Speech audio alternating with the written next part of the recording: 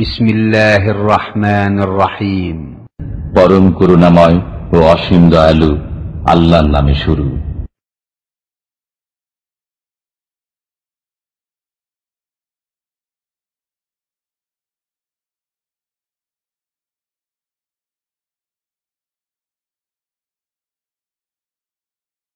আসসালামু আলাইকুম ওয়া রাহমাতুল্লাহি ওয়া বারাকাতুহু।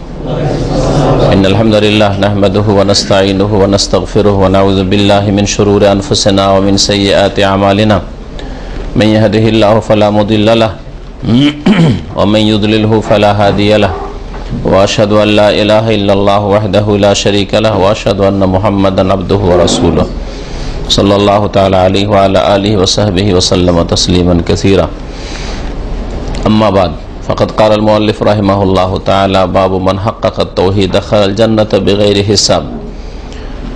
وقول الله تعالى: إن إبراهيم كان أمة قانتا لله حنيفا ولم يكن من المشركين شاكرا لأنعمه اجتباه وهداه إلى صراط مستقيم.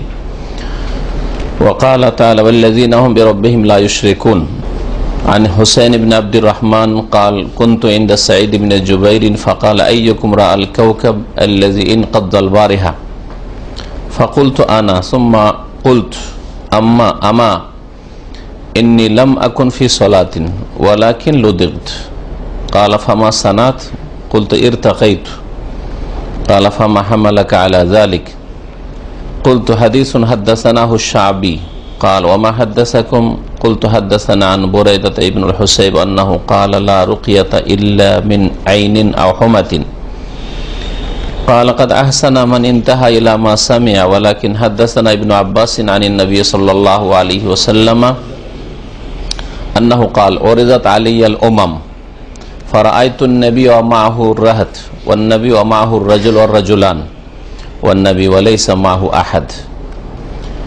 إذ رفع لي سواد عظيم فظننت أنهم أمتي، فقيل لي هذا موسى وقومه، فنظرت فإذا سواد عظيم فقيل لي هذه أمتك ومعهم 70,000 يدخلون الجنة بغير حساب ولا عذاب. ثم نهض فدخل منزله فخاض الناس في أولئك، فقال بعضهم: فلعلهم الذين صحبوا رسول الله صلى الله عليه وسلم. وقال بعض: فلعلهم الذين ولدوا في الإسلام فلم يشركوا بالله شيئا. وذكروا أشياء، فخرج عليهم رسول الله صلى الله عليه وسلم فأخبروه فقال: هم الذين لا يسترقون ولا يقطعون ولا يتطيرون وعلى ربهم يتوكلون. فقام عكاشة بن محصن فقال: ادعوا الله أن يجعلني منهم. فقال: أنت منهم. ثم قام رجل آخر ثم قام رجل آخر فقال: ادعوا الله أن يجعلني منهم. فقال: سبقك بها عكاشة. আল্লাহ পাক রব্বুল আলামিনের সমস্ত প্রশংসা যে আল্লাহ পাক রব্বুল আলামিন আমাদের সৃষ্টি করেছেন এবং আমাদের তার একত্ব তাওহীদ প্রতিষ্ঠা আল্লাহ পাক রব্বুল আলামিন আমাদের জীবনে প্রথম ফরজ করেছেন। সবচেয়ে বড় ফরজ এবং সর্বপ্রথম ফরজ বান্দার উপর আল্লাহ পাক রব্বুল আলামিনের তাওহীদ একত্ব প্রতিষ্ঠা করা, কায়েম করা। যে তাওহীদের ফজিলত আমরা গত আলোচনায় জেনেছি যে তাওহীদ যদি থাকে তাহলে আমরা কি পাবো। এছাড়াও যেসব আলোচনা এসছে এছাড়াও বেশ অনেকগুলি দিক রয়েছে তাওহীদের ফজিলতের, তাওহীদের মহত্বের। আল্লাহ পাক রব্বুল আলামিন যেন আমাদের সার্বিক জীবনে আল্লাহ পাকের একত্ব, তাওহীদ, ওয়াহদানিয়াত প্রতিষ্ঠা করার তৌফিক দান করেন এবং তাওহীদ পরিপন্থী যেগুলি কথা, কাজ, বিষয়, আকীদা রয়েছে, শিরক, বিদআত এবং সমস্ত রকমের গুনাহ, সবগুলি থেকে আল্লাহ পাক রব্বুল আলামিন আমাদের বেঁচে থাকার তৌফিক যেন দান করেন। আজকের আলোচনার বিষয়বস্তু হচ্ছে যে তাওহীদ যারা কায়েম করবে, তাওহীদের বাস্তবায়ন করবে, তারা বিনা হিসাবে জান্নাতে যেতে পারবে। তাহলে এটা হচ্ছে তাওহীদের একটা ফজিলত, যে তাওহীদ যদি কায়েম করা হয়, তাওহীদ যদি কেউ প্রতিষ্ঠিত করতে পারে নিজের জীবনে, তাহলে সে শুধু জান্নাতে যাবে না, বিনা হিসাবে বিনা আযাবে জান্নাতে যেতে পারবে। কিন্তু তাওহীদ বুঝতে হবে, কোন জিনিস করার আগে সেটা জানতে হবে, ভালো করে বুঝতে হবে চারিদিক থেকে, আর তারপরে তার বাস্তবায়ন হইতে হবে, তার প্রতি আমল হইতে হবে। আর তাওহীদ মানে শুধু এই নয় যে আল্লাহ আছেন, আল্লাহ এক, মুখে বলে দেওয়া, বিশ্বাস করা, আর কাজে তো কিছুই দেখা যায় না, বা কাজে অনেক ঘাটতি, অনেক উল্টো কাজ, এর নাম তাওহীদ নয়। সুতরাং তাওহীদ যে কেমন করে বাস্তবায়িত হবে সে বিষয়টা আজকে আলোচনা করব। তাওহীদটা আপনার প্র্যাকটিক্যাল জীবনে কি করে প্রতিফলিত হবে, ফুটে উঠবে। যদি ফুটে ওঠে তাহলে বিনা হিসাবে জান্নাত পাবেন ইনশাআল্লাহ তাআলা। আল্লাহ পাক রব্বুল আলামিন যেন সেই রকমের ঈমানদার আমাদের হওয়ার তৌফিক দান করেন। এই মর্মে লেখক রাহমাতুল্লাহ আলাইহি বলছেন, বাবু মান হাক্কাকা তাওহীদ। এই অধ্যায় হচ্ছে এই বিষয় সম্পর্কে যে যেই ব্যক্তি তাওহীদকে প্রতিষ্ঠা করবে, তাওহীদের বাস্তবায়ন করবে। হাক্কাকা তাহকিক মানে বাস্তবায়ন করা, বাস্তবে কাজে পরিণত করা। যেই ব্যক্তি তাওহীদকে কাজে পরিণত করবে, দাখালাল জান্নাতা বিগাইরি হিসাব, সেই ব্যক্তি জান্নাতে বিনা হিসাবে যেতে পারবে। দুটি আয়াত নিয়ে এসছেন লেখক রাহমাতুল্লাহ আলাইহি, আর একটি বড় হাদিস রয়েছে আজকের আলোচনায়। মহান আল্লাহ ইরশাদ করেছেন সূরা নাহলের আয়াত নম্বর 120, ইব্রাহিম আলাইহিস সালাম সম্পর্কে মহান আল্লাহ ঘোষণা করে বলছেন, ইন্না ইব্রাহিমা কানা উম্মাতান কানিতা। নিঃসন্দেহে ইব্রাহিম আলাইহিস সালাতু সালাম ছিলেন এক উম্মত। এই উম্মত মানে কি? একদল তো বলছেন উম্মত মানে উম্মত মানে জাতি, তাই না? উম্মত মানে এটা হচ্ছে প্রসিদ্ধ অর্থ যা সাধারণ মানুষরা জানে। উম্মত মানে জাতি, মুসলিম উম্মত মানে মুসলিম জাতি, তাই না? মুসা আলাইহিস সালামের উম্মত মানে মুসা আলাইহিস সালামের জাতি, মুসা আলাইহিস সালামের অনুসারী। এটা খুব সহজ অর্থ উম্মতের। কিন্তু কোরআনে কারিমে বা রাসূলুল্লাহ সাল্লাল্লাহু আলাইহি ওয়াসাল্লাম হাদিসে এছাড়াও আরো বেশ কিছু অর্থে উম্মতটির প্রয়োগ হয়েছে। উম্মত শব্দটি আরবি শব্দ, যার একাধিক অর্থ রয়েছে এবং বিভিন্ন ক্ষেত্রে বিভিন্ন অর্থে ব্যবহৃত হয়েছে। তাহলে এই অর্থ যদি হয় তাহলে হবে যে ইব্রাহিম আলাইহিস সালাম একাই এক উম্মত ছিলেন। তো উম্মত মানে তো জাতি হয়, তো একজন আবার জাতি কি করে হইতে পারে? একজন এক ব্যক্তি হলো, জাতি কি করে হইতে পারে? তাহলে এর ব্যাখ্যা এভাবে করতে হবে যে ইব্রাহিম আলাইহিস সালাম একজন ব্যক্তিত্ব হওয়া সত্ত্বেও এমন বিশাল কাজ করেছেন যেটা একটা বড় জাতিও হয়তো করতে পারে না। তাওহীদ প্রতিষ্ঠা করা, তাওহীদের প্রচার করা, আর শিরকের বিরুদ্ধে খোলাখুলি বিনা কোনো দ্বিধা দ্বন্দ্বে ভয়ে সংগ্রাম করা, এবং শিরকের সাথে কোন রকমের সমঝোতা কম্প্রোমাইজ না করা বাতিলের সাথে। এর জন্য বাড়ি ছাড়তে হয়েছে, দেশ ছাড়তে হয়েছে, বাপ বিতাড়িত করেছেন, আর এছাড়া বহু কোরবানি তিনি আল্লাহর রাস্তায় দিয়েছেন। কিন্তু তাওহীদকে তিনি হাতছাড়া করেননি। তাওহীদ রক্ষা করার জন্য ইরাক ছেড়েছেন, বাপের বাড়ি ছেড়েছেন, বাপ বাড়ি থেকে বের করে দিয়েছে। কোরআনে কারিমে এসব ঘটনা রয়েছে। লাইন লাম তানতাহি লাআরজুমান্নাকা ওয়াহজুরনি মালিয়া, তুমি যদি এসব কথা না ছাড়ো তাহলে তোমাকে পাথর দিয়ে মেরে শেষ করে দেবো, গুঁড়া করে দেবো। লাআরজুমান্নাকা, পাথর মেরে তোমাকে শেষ করে দেবো। ওয়াহজুরনি মালিয়া, আর না হলে চিরতরে তুমি আমার চোখের সামনে থেকে দূরে চলে যাও। তার বাবা কাফের মুশরিক আজহার এই কথাই বলেছিল। তিনি বাড়ি থেকে বেরিয়ে হিজরত করে চলে গেছিলেন শাম দেশে, ইরাক ছেড়ে শাম দেশে প্যালেস্টাইনে ফিলিস্তিনে হিজরত করে চলে গেছিলেন। হিজরতে আল্লাহ পাক রব্বুল আলামিন ছাড়া তার সাথে আর কে ছিল? তার বিবি সারা আর ভাইপো লূত আলাইহিস সালাম, বাস তিনজনের কাফেলা।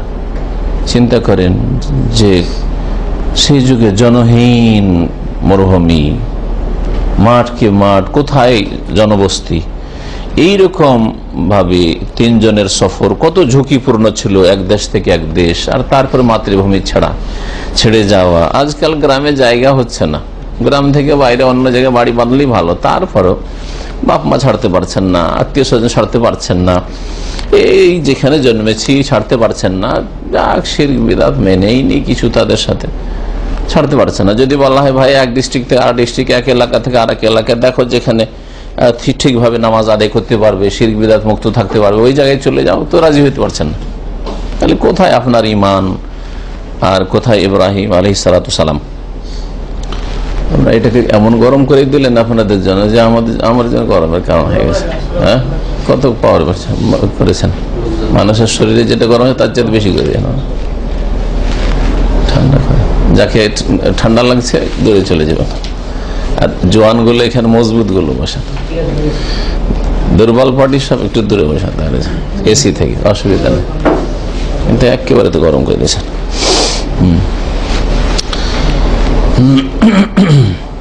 ইব্রাহিম আলাইহিস সালাম একাই এক উম্মত ছিলেন, মানে একাই এক উম্মতের, এক জাতির কাজ করেছেন, একটা অর্থ। আর একটা অর্থ উম্মত মানে যেটাই অধিকাংশ গবেষক মুহাক্কিকরা তাফসীরকাররা এখানে বলেছেন, সেটা হচ্ছে উম্মত মানে হচ্ছে ইমাম।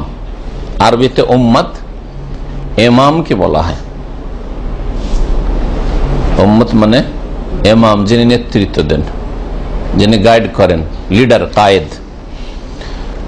তাহলে তাফসীর খুব সহজ। ইব্রাহিম আলাইহিস সালাম কি ছিলেন? কানা উম্মাতান, তিনি ইমাম ছিলেন, ইমামুল মুসলিমিন। হ্যাঁ, ইমামুল আম্বিয়া, নবীদের ইমাম ছিলেন তিনি। অধিকাংশ নবীরা তার আওলাদ, হ্যাঁ, তার বংশের। সে ইসমাইল আলাইহিস সালামের বংশ ধরে হলে ইসমাইল আলাইহিস সালামের পরে মুহাম্মদ রাসূলুল্লাহ সাল্লাল্লাহু আলাইহি ওয়াসাল্লাম, আর আরেক ছেলে যে ইসহাক আলাইহিস সালামের বংশ হলে অধিকাংশ আম্বিয়া বনি ইসরাইলের সবগুলি নবী ওই বংশে। এছাড়াও যে কোনো তৌহিদ প্রতিষ্ঠাকারী মুমিন মুসলিমের সম্পর্ক, ইমানি সম্পর্ক, রুহানি সম্পর্ক ইব্রাহিম আলাইহিস সালামের সাথে। তো ইব্রাহিম আলাইহিস সালাম কি ছিলেন? ইমাম ছিলেন, আম্বিয়াদের ইমাম, মুসলিমদের ইমাম, ইমাম ছিলেন। এখানে এই অর্থেই তাফসীরকাররা বলেছেন। তবে আগের অর্থ হলে যেভাবে বললাম, যেভাবে ব্যাখ্যা হইতে পারে। উম্মত কোরআনে কারীমের ভাষায় আর একটা অর্থে ব্যবহৃত হয়েছে, সেটা হচ্ছে তরিকা, পদ্ধতি। উম্মত মানে তরিকা, হ্যাঁ, উম্মত মানে বিধান, শরীয়ত, এই অর্থে ব্যবহার হয়েছে। কাফেররাকে যখন বলা হতো যে তোমরা এই শিরক ছেড়ে দাও, মূর্তি পূজা ছেড়ে দাও, হ্যাঁ, যুগে যুগে আম্বিয়া রাসূলগণ দাওয়াত দিয়েছেন, নবী করিম সাল্লাল্লাহু আলাইহি ওয়াসাল্লাম দাওয়াত দিয়েছেন, তখন তারা কি বলতো? যে বাপ দাদা যেটা করে ছেড়ে দেবো। বাপ দাদা পূর্বপুরুষের আদর্শ ছেড়ে দেওয়া, তার মানে তাদেরকে বোকা মনে করা, তাদেরকে মূর্খ মনে করা, তাদেরকে বলা যে তোরা গোমরা পথভ্রষ্ট ছিলি, জাহান্নামী ছিলি। না, এটা করতে পারি না। বাপ দাদা ভুল করতে পারে। এত বড় বড় মুরব্বীরা, বুজুর্গানের দিন ছিল সব। আজকাল বুজুর্গানের দিন আমাদের দেশের বিদাতি ভাইরা বলছে, আর তারা বলতো যে আমাদের আবা আনা, আমাদের পূর্বপুরুষরা।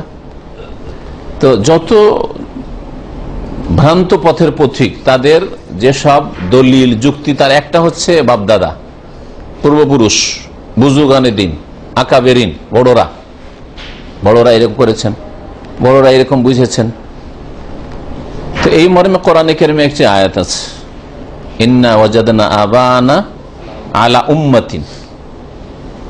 তারা বলতো যে আমরা আমাদের পূর্বপুরুষদেরকে, বাপদাদাদেরকে পেয়েছি আলা উম্মাতিন, এক আলা তারিকাতিন, এখানে এক তরিকা, পদ্ধতি, আদর্শের উপর পেয়েছি।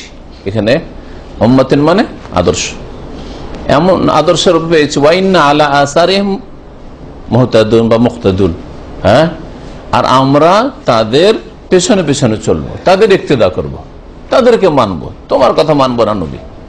তাহলে কোরআনে উম্মত তরিকা বা আদর্শ পদ্ধতির অর্থেও ব্যবহৃত হয়েছে। কানেতান লিল্লাহ, ইব্রাহিম আলাইহিস সালাম আল্লাহ পাকের অনুগত ছিলেন। কুনুত মানে আনুগত্য, কুনুত মানে হয় আনুগত্য। আর কুনুত বিশেষ দোয়াকে বলে, যেমন বেতরের কুনুত, কুনুত কেন বলে? দোয়া, কুনুত দোয়ার অর্থে ব্যবহার হয়েছে। এইরকমই কুনুতে নাজেলা, বালা মুসিবত বিপদ আপদ আসলে এখানে এই সুন্নতের আমল আছে আমাদের দেশে। এইসব সুন্নত জানেই না, আর আলেম সমাজ পড়লেও আমলই করার কোনো চেষ্টা করে না। যতই বালা মুসিবত মুসলিমদের ওপর আসুক, কখনো দেখেছেন যে মাগরিব, এশা, ফজরে আমার দেশের আলেম ওলামা কুনুত করেছে বা করতে বলেছে? না, ওই সুন্নত নাই। অথচ নবী করিম সাল্লাল্লাহু আলাইহি সাল্লাম 1 মাস ধরে কুনুতে নাজেলা মানে কাফেরদের জন্য বদদুয়া করা, আর মুমিনদের মুক্তির জন্য, হ্যাঁ, মুমিনদের বালা মুসিবত দূর করার জন্য আল্লাহ পাকের কাছে দোয়া করেছেন। কানাতা ফিল ফাজরে, ফজরে কুনুত করেছেন ফজর নামাজে। বাদাম আরাফা রাসা মিনা রুকু, রুকু থেকে উঠার পরে। এখানে দেখেন কুনুত কোনদিন মসজিদে দামাম খবরে? যারা পুরাতন লোক, ওই আপনার ইরাকের যুগে, সাদ্দামের যুগে কুনুত শুনেছেন, এখন আপনার সিরিয়ার সমস্যা, মুসলিমের জুলুম অত্যাচার করছে, যে অভিশপ্ত, তো এখন কুনুত চলছে, বিভিন্ন মসজিদে হচ্ছে। তো এই হচ্ছে কুনুত মানে দোয়া। তাহলে কুনুত দোয়ার অর্থে, আর কুনুতের শাব্দিক অর্থ হচ্ছে আনুগত্য। দোয়ার মধ্যে আনুগত্য রয়েছে, দোয়ার মধ্যে আনুগত্য রয়েছে, সেজন্য কুনুত মানে দোয়া। কোরআনে কারীমে একটি আয়াত রয়েছে, হাফিজু আলাস সালাওয়াতি ওয়াস সালাতিল উস্তা ওয়া কুমু লিল্লাহি কানিতিন। হাফিজু আলাস সালাওয়াত, তোমরা নামাজগুলির, সালাতগুলির, 5 ওয়াক্তের হেফাজত করো, ওয়াস সালাতিল উস্তা, আর বিশেষভাবে মধ্যবর্তী সালাতের অর্থাৎ আসরের নামাজের এখানে বলা হয়েছে তাফসিরে। এটা হচ্ছে সবচেয়ে বেস্ট মত, আর বাকি অন্য আরো মতে কেউ ফজর বলেছে, আর কোন নামাজ বলেছে, কিন্তু এখানে আসরটা কি বোঝানো হয়েছে এটাই ঠিক। বিশেষ করে আসরের নামাজের তোমরা হেফাজত করো, ওয়াকুমু লিল্লাহি কানিতিন, আর তোমরা আল্লাহর সামনে দণ্ডায়মান হও, দাঁড়াও। কানিতিন এর দুটি তাফসির, একটা হচ্ছে আনুগত্য সহকারে, কানিতিন আল্লাহর অনুগত হয়ে, কানিতিন মানে মুতিঈন, অনুগত হয়ে। আর একটি তাফসির করা হয়েছে কানিতিন মানে নীরব হয়ে, কথা কাজ সব বন্ধ করে দিয়ে, সাকেতিন। এর দুটি তাফসির। যেই দিন এই আয়াত নাযিল হইল, সেই দিন থেকে নবী করিম সাল্লাল্লাহু আলাইহি ওয়াসাল্লামের সাহাবারা কেউ কারোর সাথে আর নামাজের ভিতরে কথা বলতেন না। তার আগে পর্যন্ত সাহাবিয়া নামাজ পড়তেন, ইউসাল্লাম আহাদুনা আলা সাহিবিহি, আর কেউ সালাম করলে সালাম আলাইকুম, নামাজে এসছে পরে এলো, আরেকজন নামাজ শুরু করে দিয়ে সালাম আলাইকুম, ওয়ালাইকুম সালাম, এইরকম কথা চলতো, সালাম বিনিময় চলতো। আর দিন ইসলাম ধীরে ধীরে এসছে, ওহী ধীরে ধীরে, একদিনে সবগুলি আসেনি। আমার জন্য আপনার জন্য একদিন চলে এসছে, এই নয় যে আপনি এখন নতুন নামাজ শুরু করেছেন, এই জন্য সালাম দেওয়া কয়েকদিন চলবে আর তারপরে বন্ধ করবেন, ওইটা চলবে না এখন।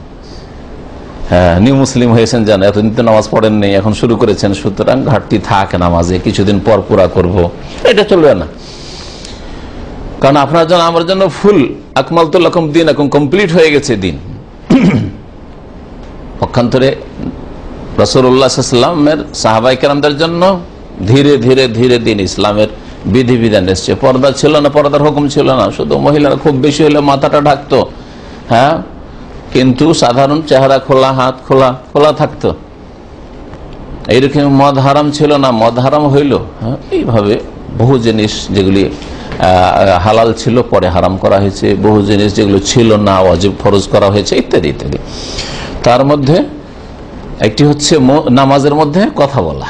নামাজের মধ্যে কথা বলা প্রথম দিকে জায়েজ ছিল, তারপর এই আয়াত যখন নাযিল হলো তখন নবী সাল্লাল্লাহু আলাইহি ওয়াসাল্লামের সাহাবী বর্ণনাকারী বলছেন, ফাওয়ামির নবী সুকুত ওয়া নহিন আনিল কালাম, তারপরে আমাদেরকে নীরব থাকা নির্দেশ দেওয়া, নামাজে আর কথা চলবে না, আল্লাহর সাথে শুধু কথা, চুপ থাকো, কোনো মানুষের সাথে কথা চলবে না। হ্যাঁ, আল্লাহর সাথে কথা চলবে, আল্লাহর সাথে বলেন আপনি, আল্লাহর সাথে কথা বলছেন, দুয়া, সানা, সূরা, তাসবিহ, সবগুলো আল্লাহর সাথে কথা।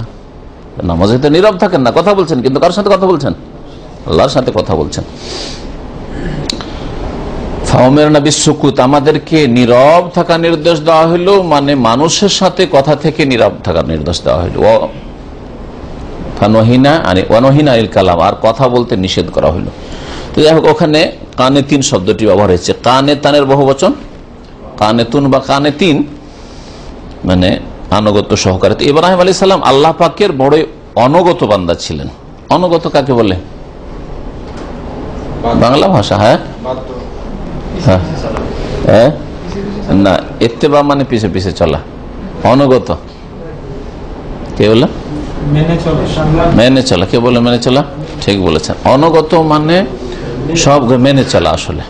হ্যাঁ, তাআত বা ইতাআত এর মানে হচ্ছে আনুগত্য করা, মানে মেনে চলা। আনুগত্য মানে সব কথা মেনে চলা। এই ছেলেটা বাপের অনুগত, মানে বাপের সব কথা মেনে চলে। মায়ের অনুগত মানে বাপ মায়ের কথা মেনে চলে, এ হচ্ছে আনুগত্য। তো আল্লাহ পাকের বড় অনগত বান্দা ছিলেন ইব্রাহিম আলাইহিস সালাম। আল্লাহ পাক সার্টিফিকেট দিয়েছেন আপনাকে আমাকে। আল্লাহ সার্টিফিকেট, অনুগত হইলেও সার্টিফিকেট নেই, ওই রকমের আনুগত্য হয়তো ফুল নেই, আর আল্লাহ পাকের সার্টিফিকেট নেই, ওহির দরজাও বন্ধ হয়ে গেছে। কিন্তু আল্লাহ পাক রব্বুল আলামিন ইব্রাহিম আলাইহিস সালামকে দিয়েছেন এই সার্টিফিকেট। একটু পানি খুলি।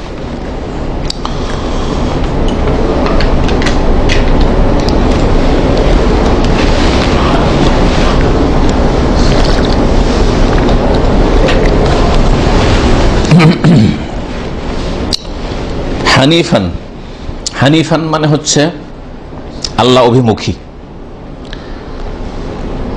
হানাফা ইয়াহনাহু মানে ঝুঁকে যাওয়া। তো কোন দিকে ঝুঁকেছিলেন?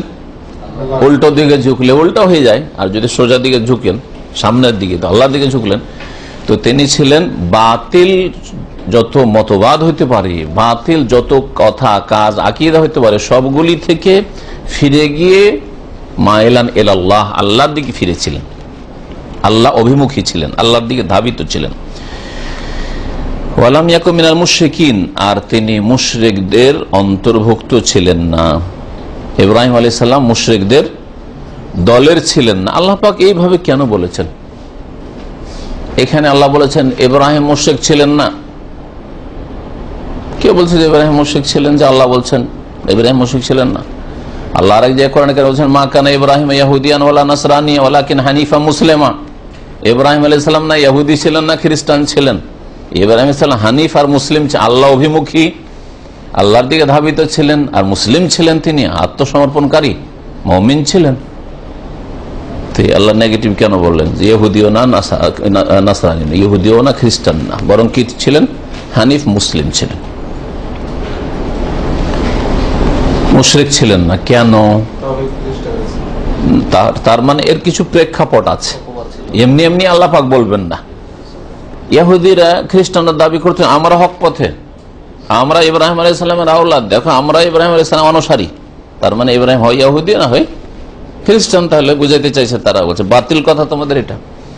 আরব মুশরিকেরা, মক্কা মুশরিকেরা নবী সাল্লাল্লাহু আলাইহি সাল্লাম যখন রিসালাত নিয়ে আসলেন, হ্যাঁ কোরআন নিয়ে আসলেন, তখন বলল আরে আমরা ইব্রাহিম আলাইহিস সালামের অনুসারী, আমরা হানিফ ধর্মের মানুষ, আমরা হানিফি। তারা নিজেদেরকে হানিফি বলতে, ইব্রাহিম আলাইহিস সালামের ধর্মের অনুসারী। আল্লাহ ওয়ালাম ইয়াকু মিনাল মুশরিকিন, তিনি মুশরিক ছিলেন না। তোমার মুশরিক পত্তলিক, তিনি মুওয়াহিদ ছিলেন, একত্ব প্রতিষ্ঠাকারী ছিলেন। তুমি মিথ্যুক কেন? ইব্রাহিম আলাইহিস সালাম তোমরা মুশরিক হবে সেজন্য ইব্রাহিমকে মুশরিক বানাই দিবে? তোমরা ইহুদি আর খ্রিস্টান মন গড়া ধর্ম মানবে, যা আল্লাহর ধর্ম নয়, আল্লাহর নাজিলকৃত দিন নয়, বিকৃত ধর্ম, আর বলবে ইব্রাহিম আলাইহিস সালাম আমাদের দলের ছিলেন না? কখন না। ওই রকমই যুগে যুগে বিদাতপন্থীরা উম্মতে মুসলিমা আর মুসলিম জাতির বড় বড় ওলামাদেরকে নিজের দলে টানার চেষ্টা করেছে, এইরকম ধারণা দেওয়ার চেষ্টা করেছে। আমাদের মতো পীরের দলরা বলে আমাদেরই দল ছিলেন, আমাদের সিলসিলা হাসান বসরিতে মিলছে, হাসান হুসেন আলীতে যে মিলছে সিলসিলা, কে বলছে ওই আবু বকর সিদ্দিকে যে মিলছে। তার মানে আবু বকর সিদ্দিক আর আলী, হাসান হুসেন, হাসান বসরি এরা তো সুফিদের মতো বিদাতি ছিলেন না? না, কখনো না, এরা মিথ্যুক। এইরকমই এরা ওয়েস্কার্নির নাম, ওয়েস্কার্নি তাবেই, সম্মানিত তাবেই, ওয়েস্কার্নির নাম ভেঙে পেট ব্যবসা করছে এই পীরপন্থীরা, সুফিরা। তো এই বড় বড় ব্যক্তিত্বগুলিকে তারা ব্যবহার করেছে তাদের বাতিল ধর্মকে, ভ্রান্ত মতবাদকে মানব জাতির মধ্যে চালানোর জন্য, যাতে মার্কেট জমজমাট হয়। এইরকম ইমাম আবু হানিফা রাহমাতুল্লাহ আলাইহি, উনি হানফি ছিলেন। আর ইমাম আবু হানিফা হানফি ছিলেন তো ওনার বাপ মুসলিম কি ছিলেন? তখন তো আবু হানিফার জন্মই হয়নি, তাহলে উনি কি ছিলেন? আবু ইউসুফ মোহাম্মদ যদি হানফি হইলেন, তাহলে আবু ইউসুফ মোহাম্মদ আবার 2/3 অংশ মাসলা মাসাইলের বিরোধিতাই কেন করলেন? বিরোধিতা করেও যদি হানফি থাকতে পারেন, তো আমি যদি দেখি কোরআন হাদিসের বিরোধী কোনটা ফতোয়া আছে, আমি যদি ফিকহের মাসলা ছাড়ি, তো আমি কেন থাকবো না? বুঝতে পারছেন যুক্তিগুলো? তাহলে এরা নামগুলি ব্যবহার করে, হ্যাঁ অমুক হানফি ছিলেন, তার মানে হানফি মযহাব ফরজ। আরে 400 বছর পর্যন্ত তো মযহাবই ছিল না। ইমাম আবু হানিফা রাহমাতুল্লাহ ইন্তেকাল 150 বছর, 150 হিজরিতে হয়ে গেল। নবী সাল্লাল্লাহু আলাইহি ওয়াসাল্লামের হিজরতের 150 বছর, মানে 150 হিজরিতে হয়ে গেল। আর চতুর্থ শতাব্দীতে গিয়ে এই মজহাবি গোড়ামি বাড়াবাড়ি শুরু হল। হ্যাঁ, একটা ধরতে হবে, একটা তরিকা ধরতে হবে, কোনটা নেবেন না, হয় হানফি হও, নয় সাফি হও, নয় মালিকি হও, নয় হাম্বলি হও, একটা কিছু হইতে হবে। তা নবী সাল্লাল্লাহু আলাইহি ওয়াসাল্লামের পরে কোটি কোটি মুসলিম বিশ্বে 300-350 বছর ধরে তারা জানলো না যে এটা ফরজ না সুন্নত না মুস্তাহাব, কিছুই জানলো না, আর এই নামগুলোকে ব্যবহার করা হলো। এমন কি এদেরই কিতাবে লিখেছে ইমাম বুখারী বহুত বড় সুফি থে, আউযু বিল্লাহ। ইমাম বুখারীকে শুধু মযহাবধারী করেনি, তার কি করেছে, পীর ছিল। কত বড় মিথ্যা কথা। যেমন ইব্রাহিম আলাইহিস সালাম সম্পর্কে বাতিলপন্থীরা, ইহুদি নাসারা, মুশরিকরা নিজের দলে টানার চেষ্টা করেছে, কারণ ইব্রাহিমকে যদি ইহুদি নাসারা বানিয়ে দেবে তাহলে আমাদের ধর্মটা ঠিক। ইব্রাহিম আলাইহিস সালামকে যদি করে দিতে পারি যে আমাদের দলের আরো মুশরিক, তাহলে আমাদের এই 360টির মূর্তি পূজা করা ঠিক। তেমন ইমাম বুখারীকে যদি সুফি বানিয়ে দেবে তাহলে আমাদের পীরতন্ত্র, এই পীর মুরিদের ব্যবসা ঠিক। এই অসৎ উদ্দেশ্য নিয়ে বড় বড় আলেম ওলামাকে, আইম্মায়ে কেরাম যারা কোরআন সুন্নাহর অনুসারী ছিলেন, ইমাম আবু হানিফা, আবু ইউসুফ, মুহাম্মদ, শাফিঈ, মালিক, আহমদ, বুখারী, মুসলিম, সমস্ত আইম্মায়ে কেরাম, এরা মযহাবী তাকলিদের যুগ যে শুরু হয়েছে তার অনেক আগে দুনিয়া থেকে বিদায় হয়ে চলে গেছে। তাদেরকে সবাই দলে টানার চেষ্টা করেছে, কোন একটা দলে ঢুকাবার চেষ্টা করেছে। যে দেখে যে তার কিতাবের হাদিসে মাসলা মাসাইলগুলো উল্টো দিকে যাচ্ছে, তো বলছে যে উনি হানফি ছিলেন না, তবে শাফিঈ ছিলেন, মানে কোন একটাতে ছিলেন, আপনি একটাতে হন। এই অসৎ উদ্দেশ্য।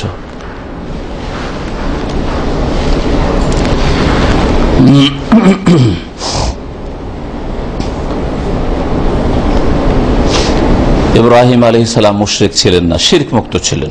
বড় শিরক, ছোট শিরক, তারপরে যে কোনো গুনাহ, এর আগে একদিন আলোচনা বলেছি তাই না, মানুষ যে গুনাহ করে তার মানে তার তৌহিদে ঘাটতি আছে, ঠিক না? তৌহিদে ঘাটতি আছে তার মানে এক ধরনের শিরক আছে, কুপ্রবৃত্তির অনুসরণ করা, এটা শিরক।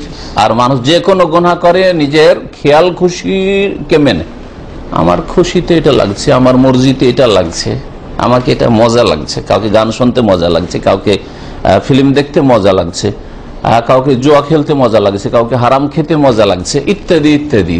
তো এগুলি তৌহিদে যেহেতু ঘাটতি, তৌহিদের ঘাটতির কারণে, তৌহিদে ঘাটতি মানে শিরক কিছু আছে, বড় শিরক না থাকে ছোট শিরক আছে। আল্লাহকে আলিম, আল্লাহকে খবীর, আল্লাহকে সামি, আল্লাহকে বসির, আল্লাহ পাকে 99টি নাম সবাই জানে, সবাই বিশ্বাস করে, কিন্তু এটা কতটা বিশ্বাস আপনার? আল্লাহ সবকিছু শুনছেন, তো আপনি এরকম কথা কেন বলছেন? আল্লাহ বসির, সবকিছু দেখছেন, তো আপনি আল্লাহর সামনে কি করে এটা কাজ করছেন? বাপের সামনে তো করবেন না, মায়ের সামনে করবেন না, তাই না? আল্লাহ আলিম, সবকিছু জানছেন, তো কি করে জানতে দিচ্ছেন আপনি? আপনার বসকে তো জানতে দেবেন না এই অপরাধটা। তাহলে বসকে আল্লাহর চাইতে বেশি ভয় করছেন আপনি, তাই না? সুবহানাল্লাহ, চিন্তা করেন আপনি।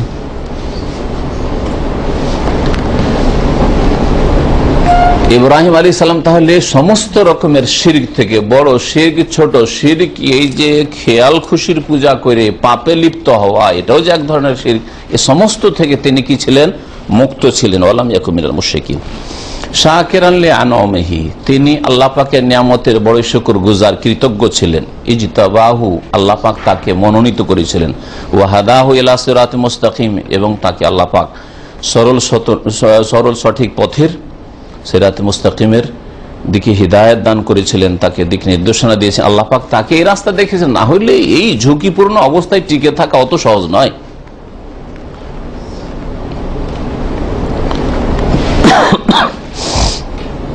ওয়াকালা, এবং আল্লাহ পাক আরেকটা আয়াতের ইরশাদ করছেন, যে আয়াতটি আমরা শেষ করলাম, সে আয়াতটি হচ্ছে 120 নম্বর আয়াত সূরা নাহলের।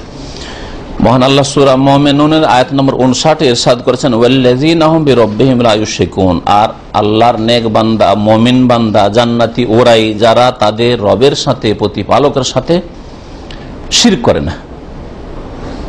তাহলে যারা শিরক মুক্ত তারাই হচ্ছে আল্লাহ পাকের নেক বান্দা। শিরকও করে, নামাজও পড়ে, শিরকও করে, রোজা, হজ, যাকাত, দান, খায়রাত, মাতা পিতার সেবা, এরা জান্নাতি নয়। জান্নাতীদের গুণাবলী পড়তে গিয়ে আল্লাহ পাক রব্বুল আলামিন বলছেন, ওয়াল্লাযীনা বিরাব্বিহিম লা ইউশরিকুন, প্রথম এরা শিরক মুক্ত হয়। এরা মাজারেও যায় না, যে মাজারে গিয়ে চাদর চড়াবো, ফুল চড়াবো, অথবা আশা রাখবো যে ফয়েজ আসবে, বরকত আসবে, জীবনে বরকত নেমে আসবে, ছেলেটাকে নিয়ে যাবে, ছেলেটা রোগ বালা মুসিবত থেকে মুক্ত থাকবে, এইসব শিরকি আকীদা রাখে না। হ্যাঁ, ওলিয়া উলিয়া দিতে পারে, এসব শিরকি আকীদা রাখে না। তাবিজ আমাকে রক্ষা করতে পারে, হ্যাঁ, এই বালা আমাকে রক্ষা করতে পারে, এই আংটি রক্ষা করতে পারে, বাড়ি বন্ধ করে ও মুক্ত তাবিজ তোমার করে বাড়ি বন্ধ করে রাখলে বাড়িতে বালা মুসিবত আসবে না, এসব শিরকি কাজ মুমিন করে না, জান্নাতীরা করে না। ওয়াল্লাযীনা বিরাব্বিহিম লা ইউশরিকুন, মুমিন বান্দা যারা জান্নাতি তারা তাদের রবের সাথে শিরক করে না। এই মর্মে হাদিস। আসুন, এই হাদিসে কি রয়েছে? সত্যিকার অর্থে তাওহীদ প্রতিষ্ঠা করলে বিনা হিসাবে যে জান্নাত পাওয়া যাবে এর দলিল। হুসাইন বিন আব্দুর রহমান বলছেন, একজন তাবী, যে কুনতু ইনদা সাঈদ ইবনে জুবাইর রাহিমাহুমুল্লাহ তাআলা, আমি সাঈদ বিন জুবাইর রাহমাতুল্লাহ আলাইহির কাছে ছিলাম, তিনিও প্রখ্যাত তাবী। ফাকালা, তিনি বললেন, আইয়ুকুম রাআল কাওকাব, তোমাদের মধ্যে কে তারকা দেখেছে? আল্লাযী ইনকাযাল বারিহা, যেই তারকা গত রাতে আকাশ থেকে খসে পড়েছে। খসে পড়েছে অর্থ কি? শাব্দিক অর্থ করে ইনকাযা মানে কোন জিনিস খসে পড়া, ঝরে পড়া। আকাশ থেকে তারকা খসে পড়েছে মানে হ্যাঁ, উল্কা পিণ্ড। যে শয়তান যখন উপর দিকে ঊর্ধ্ব গগনে আকাশের দিকে যাওয়ার চেষ্টা করে, তখন আল্লাহ পাকের পক্ষ থেকে ফাদবাউ শিহাবুন সাকে, উল্কা পিণ্ড দিয়ে আঘাত করা হয়, তখন তাতে জ্বলে খাক হয়ে যায়, ধ্বংস হয়ে যায় এই জিন শয়তান। জিনেরা গাইবী খবর জানার জন্য আকাশে কি ফয়সালা হচ্ছে, মালাইকা ফেরেশতা আল্লাহ পাক রব্বুল আলামিনের কাছ থেকে ফয়সালা শোনার পরে আলাপ আলোচনা আপোষ করছে, আজকে এই ঘটনা ঘটবে, এইটা হবে, এই হবে, আগামীকালকে এই হবে, আগামী বছরে এই হবে, আগামী দিনগুলিতে এই হতে যাচ্ছে, অমুক দেশে এই হতে যাচ্ছে, অমুক দেশে অমুকের পতন ঘটছে, অমুক নেতৃত্বে আসছে, ইত্যাদি ইত্যাদি, যা কিছু হচ্ছে পৃথিবীতে, ব্যক্তির হোক জাতির হোক, হ্যাঁ, এগুলি যে ফয়সালা আল্লাহর পক্ষ থেকে, কুল্লা ইয়াউমিন হুয়া ফি শান, আল্লাহ পাক রব্বুল প্রতিদিন কোন না কোন সিদ্ধান্ত ফয়সালা করছেন ফেরেশতাদের মাঝে, আর ফেরেশতারা বিভিন্ন দায়িত্বে লেগে আছে, ওইগুলো শুনছে, আপোষ আলোচনা করছে। জিনেরা শোনার চেষ্টা করে, কেন? শোনার পরে এসে গণকদেরকে এসে বলবে, গণকদের সাহায্য সহযোগিতা হবে, আর গণকদের পূজা পাবে।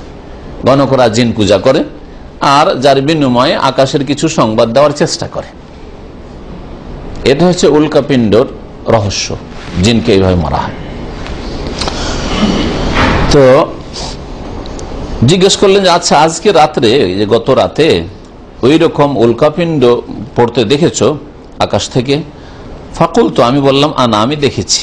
হোসাইন বিন আব্দুর রহমান বললেন, আমি দেখেছি। সুম্মাকুল, তো তারপরে বললাম, দেখেন আমি দেখেছি ঠিকই, কিন্তু আপনি ভাবিয়েন না যে আমি গভীর রাতে এইরকম দেখেছি, তার মানে আমি তাহাজ্জুদ পড়ছিলাম আর বড় মুসল্লি মানুষ, এইরকম আপনি এত ভালো ধারণা আমার সম্পর্কে রাখেন না। কারণ আপনি ভাবতে পারেন যে লোক তো সারা রাত মনে হয় জেগে তাহাজ্জুদই পড়ে। হ্যাঁ, না, ভুল ভেঙে দেওয়ার জন্য বলছেন, আমা শুনে রাখুন, ইন্নী লাম আকুন ফি সালাতিন, আমি কোনো নামাজে ছিলাম না যে তাহাজ্জুদ পড়তে উঠে দেখেছি।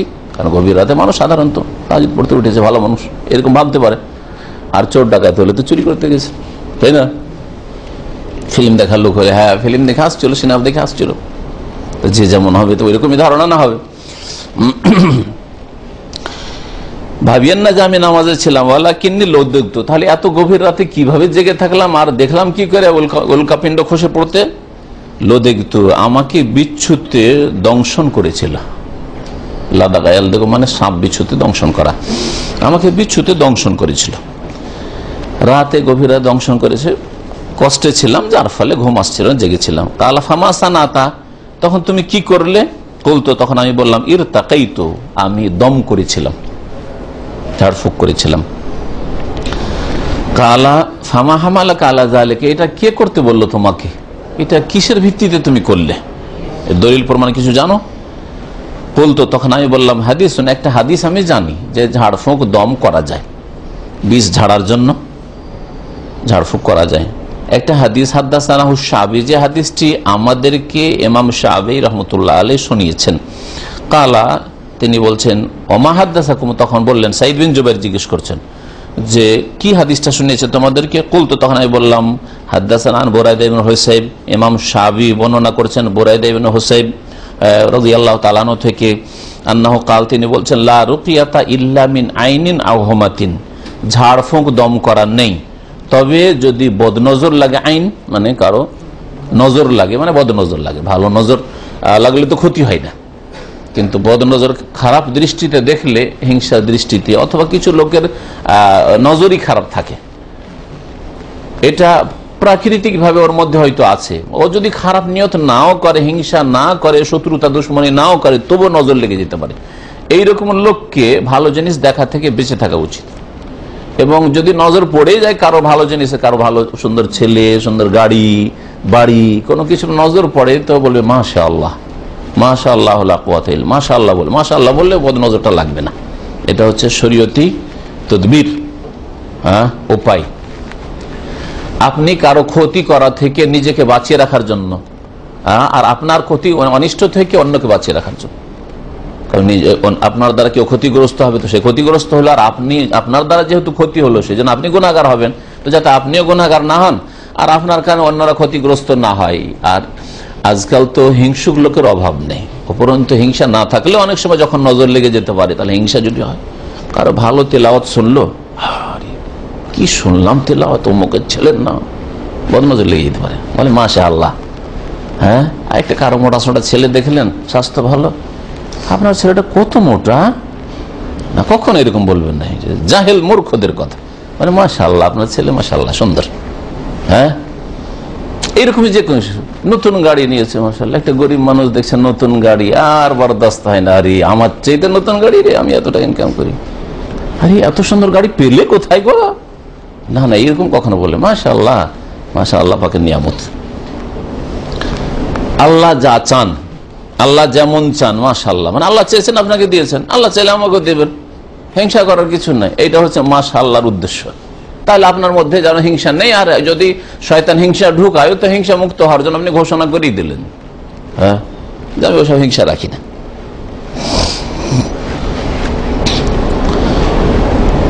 লারুকিয়াতা দম করা বা ঝাড়ফুঁক করা নেই, ইল্লা মিন আইনিন, তবে বদনজর লাগলে দম করা যেতে পারে, আও হমাতিন, অথবা বিষের ক্ষেত্রে, হোমা বিষকে বলা হয়, এই হোমাকে কেউ কেউ হোম্মা পড়ে নিয়েছে, দিয়ে এই কিতাবুত তাওহীদের অনুবাদকারী কেউ কেউ লিখেছে জ্বরের, ভুল তর্জমা এটা, অনেকে আরবি সূক্ষ্ম বুঝে না আর অনুবাদ করতে বসে যায়।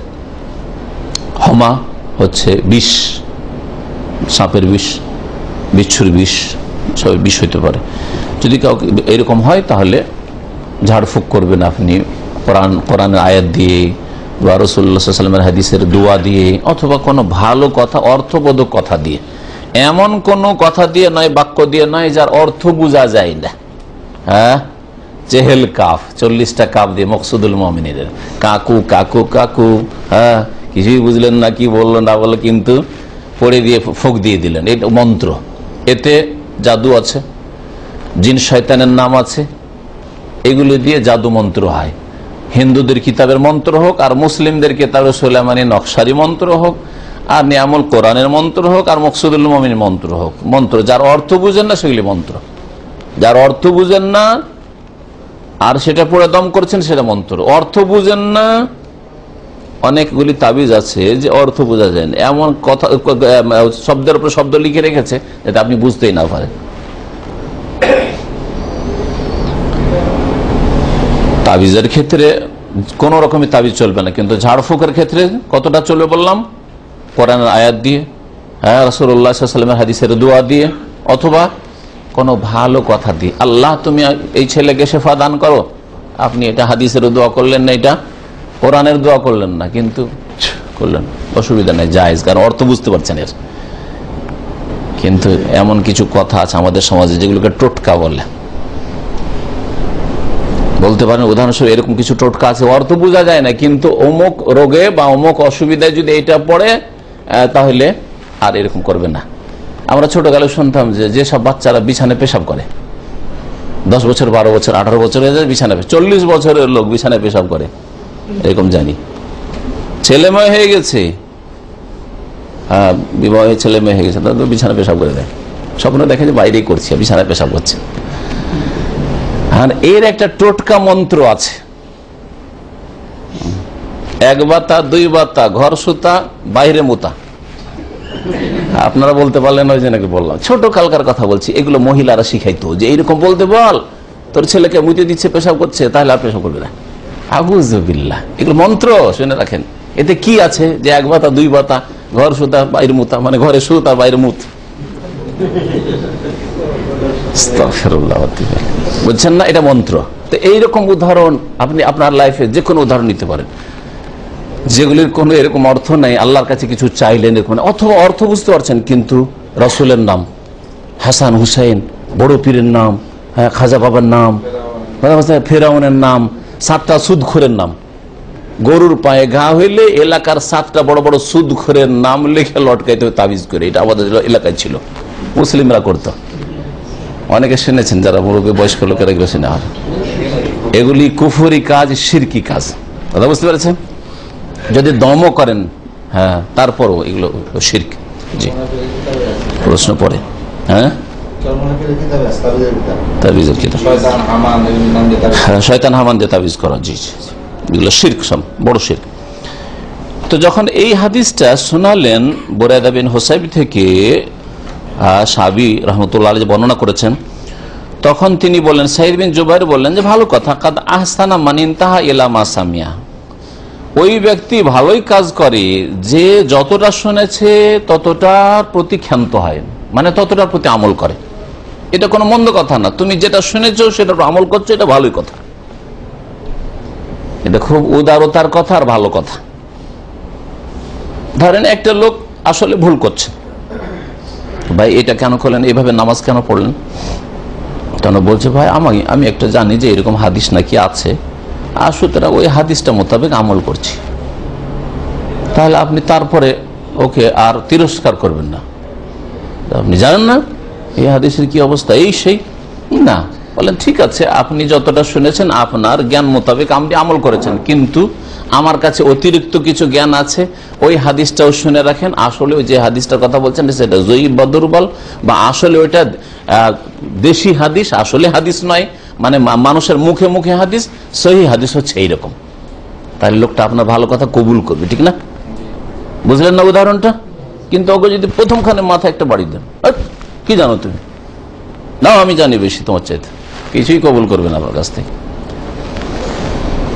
তো সাঈদ বিন জুবাইর রাহমাতুল্লাহ আলাইহি মানুষকে দাওয়াত দেওয়ার, মানুষকে ভালো কথা শেখাবার একটা হিকমত, যে ঠিক আছে তুমি এটা হাদিস শুনেছো যে ঝাড় ফুঁক কোন ক্ষেত্রে করা যায়, বদনজর লাগলে আর বিষের ক্ষেত্রে, তাহলে কাদ আহসানা মান ইনতাহা ইলা মা সামিআ, যে যতটা শুনেছে আর ওখানে ক্ষান্ত অতটা আমল করে, তো ভালোই করেছে, সে অন্ধ কাজ তুমি করনি। তবে শোনো, তবে এর চাইতে ভালো তোমাকে বলছি, এটা যদি করো তারও ভালো।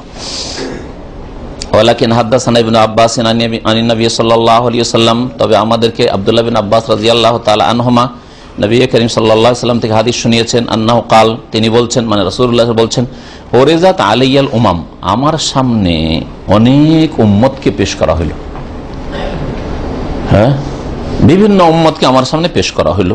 নবী সাল্লাল্লাহু আলাইহি ওয়াসাল্লামের সামনে পেশ করা হয়েছিল উম্মতের নেকি, একটা হাদিসে রয়েছে ওরেজাত আলে ওজুর উম্মতি, এখানে আছে আমার সামনে উম্মতদেরকে পেশ করা হলো লাইন ধরে, আদম আলাইহিস সালামের যুগের লোক, এগুলো হচ্ছে নূহ আলাইহিস সালামের যুগের লোক, এগুলো হচ্ছে ওই আপনার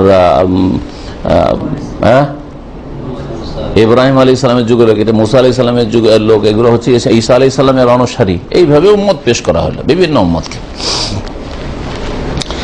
ফারাআইতুন নবী, আমি কোন কোন নবীকে দেখলাম, মাহুর রাহতু, যে তার সাথে একটা ক্ষুদ্র দল আছে, রাহাত মানে ছোট দল, সাধারণত রাহাত বলা হয় 3 থেকে 10, এইরকম ক্ষুদ্র দল। ওয়ান নবী ওয়া মাহুর রাজুল ওয়া রাজুলান, আর কোন কোন নবীকে দেখলাম যে তার সাথে তার উম্মত 1 জন অথবা 2 জন, মাত্র 2 জন ইসলাম কবুল করেছে, ঈমান নিয়ে এসেছে, এমনও নবী চলে গেছেন, 1 জন শুধু মেনেছে। ওয়ান নবী ওয়া লাইসা মাহু আহাদ, আর এমন নবী দেখলাম আমার সামনে দিয়ে চলে গেলেন যিনি নবী, তার সাথে কেউ নেই, 1 জনও ঈমান নিয়ে আসেনি। আর এরকমটা হয়েছে ভারত উপমহাদেশে, এমন নয় যে 5000 বছরের ইতিহাস চলে যাচ্ছে, আর্যদের ইতিহাস পার হয়ে চলে যাচ্ছে, আর মূর্তি পূজা চলে যাচ্ছে হিন্দু ধর্মের, হ্যাঁ, আর কোন নবী রসুল আল্লাহ পাঠালেন না, অজ্ঞ করে দেন, এটা হইতেই পারে না। আল্লাহ বলছেন যে কোন উম্মতি সতর্ককারী অবশ্যই এসছে। ওমা কুন্না মুআযযিবিনা হাত্তা নাবাসা রাসূলা, কোন জাতিকে আমি আযাব দেব না জাহান্নামের যতক্ষণ পর্যন্ত রাসূল না পাঠাবো। সতর্ক যতক্ষণ না করেছে আল্লাহ শাস্তি দেবেন না। কিসের ভিত্তিতে আল্লাহ শাস্তি দেবেন না? তো বান্দা বলবে যে আল্লাহ আমি তো জানি না ইসলাম, ঈমান, তাওহীদ, আখিরাত, জান্নাত জাহান্নামের নামই শুনিনি, ঠিক না? কিন্তু যখন একজন রসুল পাঠিয়ে দেওয়া হয়েছে আর এলাকার লোকেরা ধৈর্য ওকে জবাই করে দিল, অপরাধী কিনা জাতি?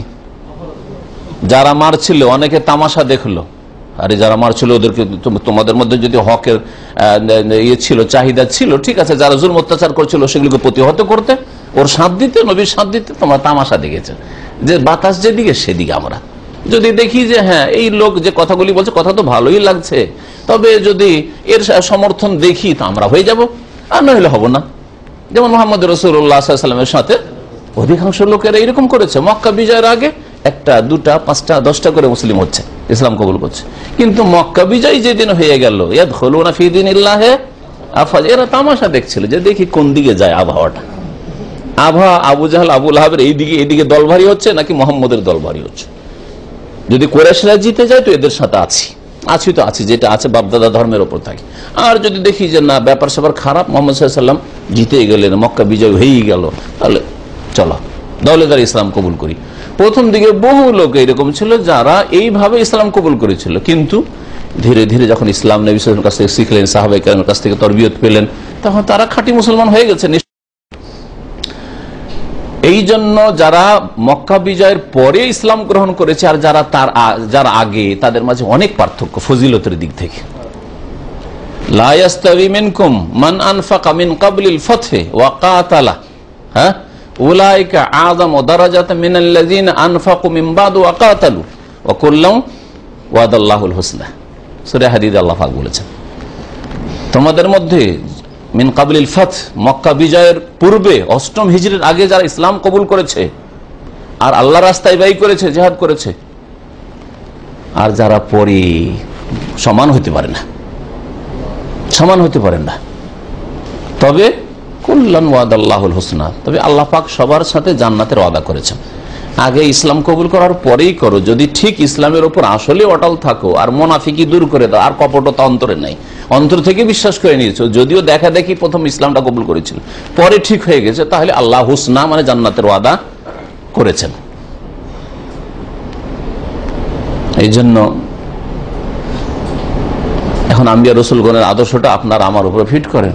আমরা দাওয়াতের কাজ শুরু করলাম আর দেখা গেল যে মাশাআল্লাহ প্রথমখানে আপনাদের কোম্পানি থেকে 10 জন এসে আমাদের সাথে সহযোগিতা করলো, প্রথম দিক থেকে মনে করলো যে না, কোরআন হাদিসের কথা ঠিক আছে, আর একদল গালি দিল, অনেক কিছু করলো, বিরোধিতা করলো, শত্রুতা করলো, কত কি নাম দিল, তারপর 5 বছর 7 বছর 10 বছর পরে হ্যাঁ কথা তো ঠিকই লাগছে, যাক বাদ দি, যাই সাথেই যায়।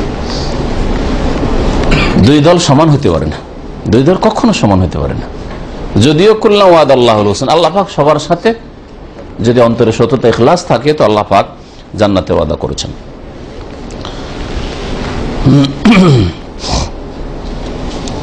তো এমনও নবী আসবেন যে একজন উম্মতি পাননি, গিয়েছেন হেদায়েত করার জন্য, হয়েছে কি তাহলে? গিয়েছে হয়তো প্রথম দিনে মেরে দিয়েছে, আর না হলে 2-4-10 দিন ধমক টমক দিয়েছে, তারপরে খুন করে দিয়েছে, মুখ বন্ধ করে দিয়েছে, আর বলতে দেয়নি, বেঁধে রেখেছে। কানু ইয়াকতুলুনাল আম্বিয়া, আল্লাহ কি বলেননি একটা নবী খুন করার কথা? বহু নবীকে ইহুদিরা খুন করেছে, এরকম বহু নবীকে মুশরিকরা পত্তলিকরা খুন করতে পারে না? অবশ্যই করেছে, কিন্তু আল্লাহ নবী বিহীন কোন জাতিকে রাখেননি, নবী পাঠিয়েছেন। এরকম ইতিহাস পাওয়া যায় ভারত উপমহাদেশের যে অনেক ভালো লোকেরা, তারা বলেছে যে এই দেখো মূর্তি পূজা ঠিক নয়, এগুলি শিরক, এগুলি কুফর, এগুলি পাপ, এক ব্রহ্মা আছে, যেমনই বলেছে ওকে খুন করেছে। এটা ইতিহাস পাওয়া যায় ভারতের ইতিহাস। মানে ভারত মানে শুধু ভারত বলছেন, ভারত, বাংলাদেশ, পাকিস্তান সবগুলি মিলে, থাইল্যান্ড, আপনার বর্মা সব মিলে, নেপাল, এমন নয় যে এত বিশাল এলাকাকে একেবারে আল্লাহ পাক রব্বুল নবীবিহীন, নবী থেকে একবার শূন্য রেখে দিয়েছে, এটা কখনো হয়নি। কিন্তু ইসলাম কবুল করেনি, তারা মানেনি নবীকে, নবীকে হত্যা করে যে ওই নবী আসবে হয়তো উপমহাদেশ থেকে উঠে, লাইসা মাওয়াহাদ, কোনো উম্মতি নেই, কেউ ইসলাম গ্রহণ করেনি, কেউ ঈমান নিয়ে আসেনি। এটা নবী সাল্লাল্লাহু আলাইহি ওয়াসাল্লামের আবির্ভাবের আগের যুগের কথা বলছি। নবী সাল্লাল্লাহু আলাইহি ওয়াসাল্লাম আসার পরে আর কোন নবী আসেওনি, আর আসবেও না, ঠিক না? 1400 বছরের মধ্যে কিন্তু ঈসা আলাইহিস সালামের যুগে, মুসা আলাইহিস সালামের যুগে, ইব্রাহিম আলাইহিস সালামের যুগে, জাকারিয়া ইয়াহিয়ার যুগে, এইদিকে জাকারিয়া ইয়াহিয়া ইব্রাহিম মুসা ঈসা, শুধু শাম আর প্যালেস্টাইন আর উর্দু এগুলোতে, আর ভারত উপমহাদেশে ফিলিপাইনে যেখানে মানুষ সেখানে নবী নেই, এটা হবে না। অবশ্যই নবী হয়েছে, অবশ্য নবী এসেছে, তবে কে নবী না এটা বলার এখতিয়ার আমার আপনার নেই। এই জন্য এই ব্যাপারে যে বাড়াবাড়ি করে বুদ্ধদেব নবী হইতে পারে, গোমরাহ, ভুল কথা বলেছে। রামকৃষ্ণ রাম নবী হইতে পারে, রাম নাম গোমরাহ, ভুল কথা। হতে পারে আবার নাও হইতে পারে, হতে পারে আবার নাও হইতে পারে। সেই জন্য বলবো না যে অমুক নবী ছিল বা কিছু, নাম ধরে কারো কথা বলবো না, কারণ আল্লাহ পাক নাম ধরেনি। 25 জনের নাম আল্লাহ কোরআনে কারীম উল্লেখ করেছেন, এই 25 জনের কথা বলবো। তারপর যতই ভালো মানুষ জাতির ইতিহাসে দেখি, তারপরে বলবো না যে অমুক হয়তো অমুক দেশের নবী ছিল, কথা বলবো না।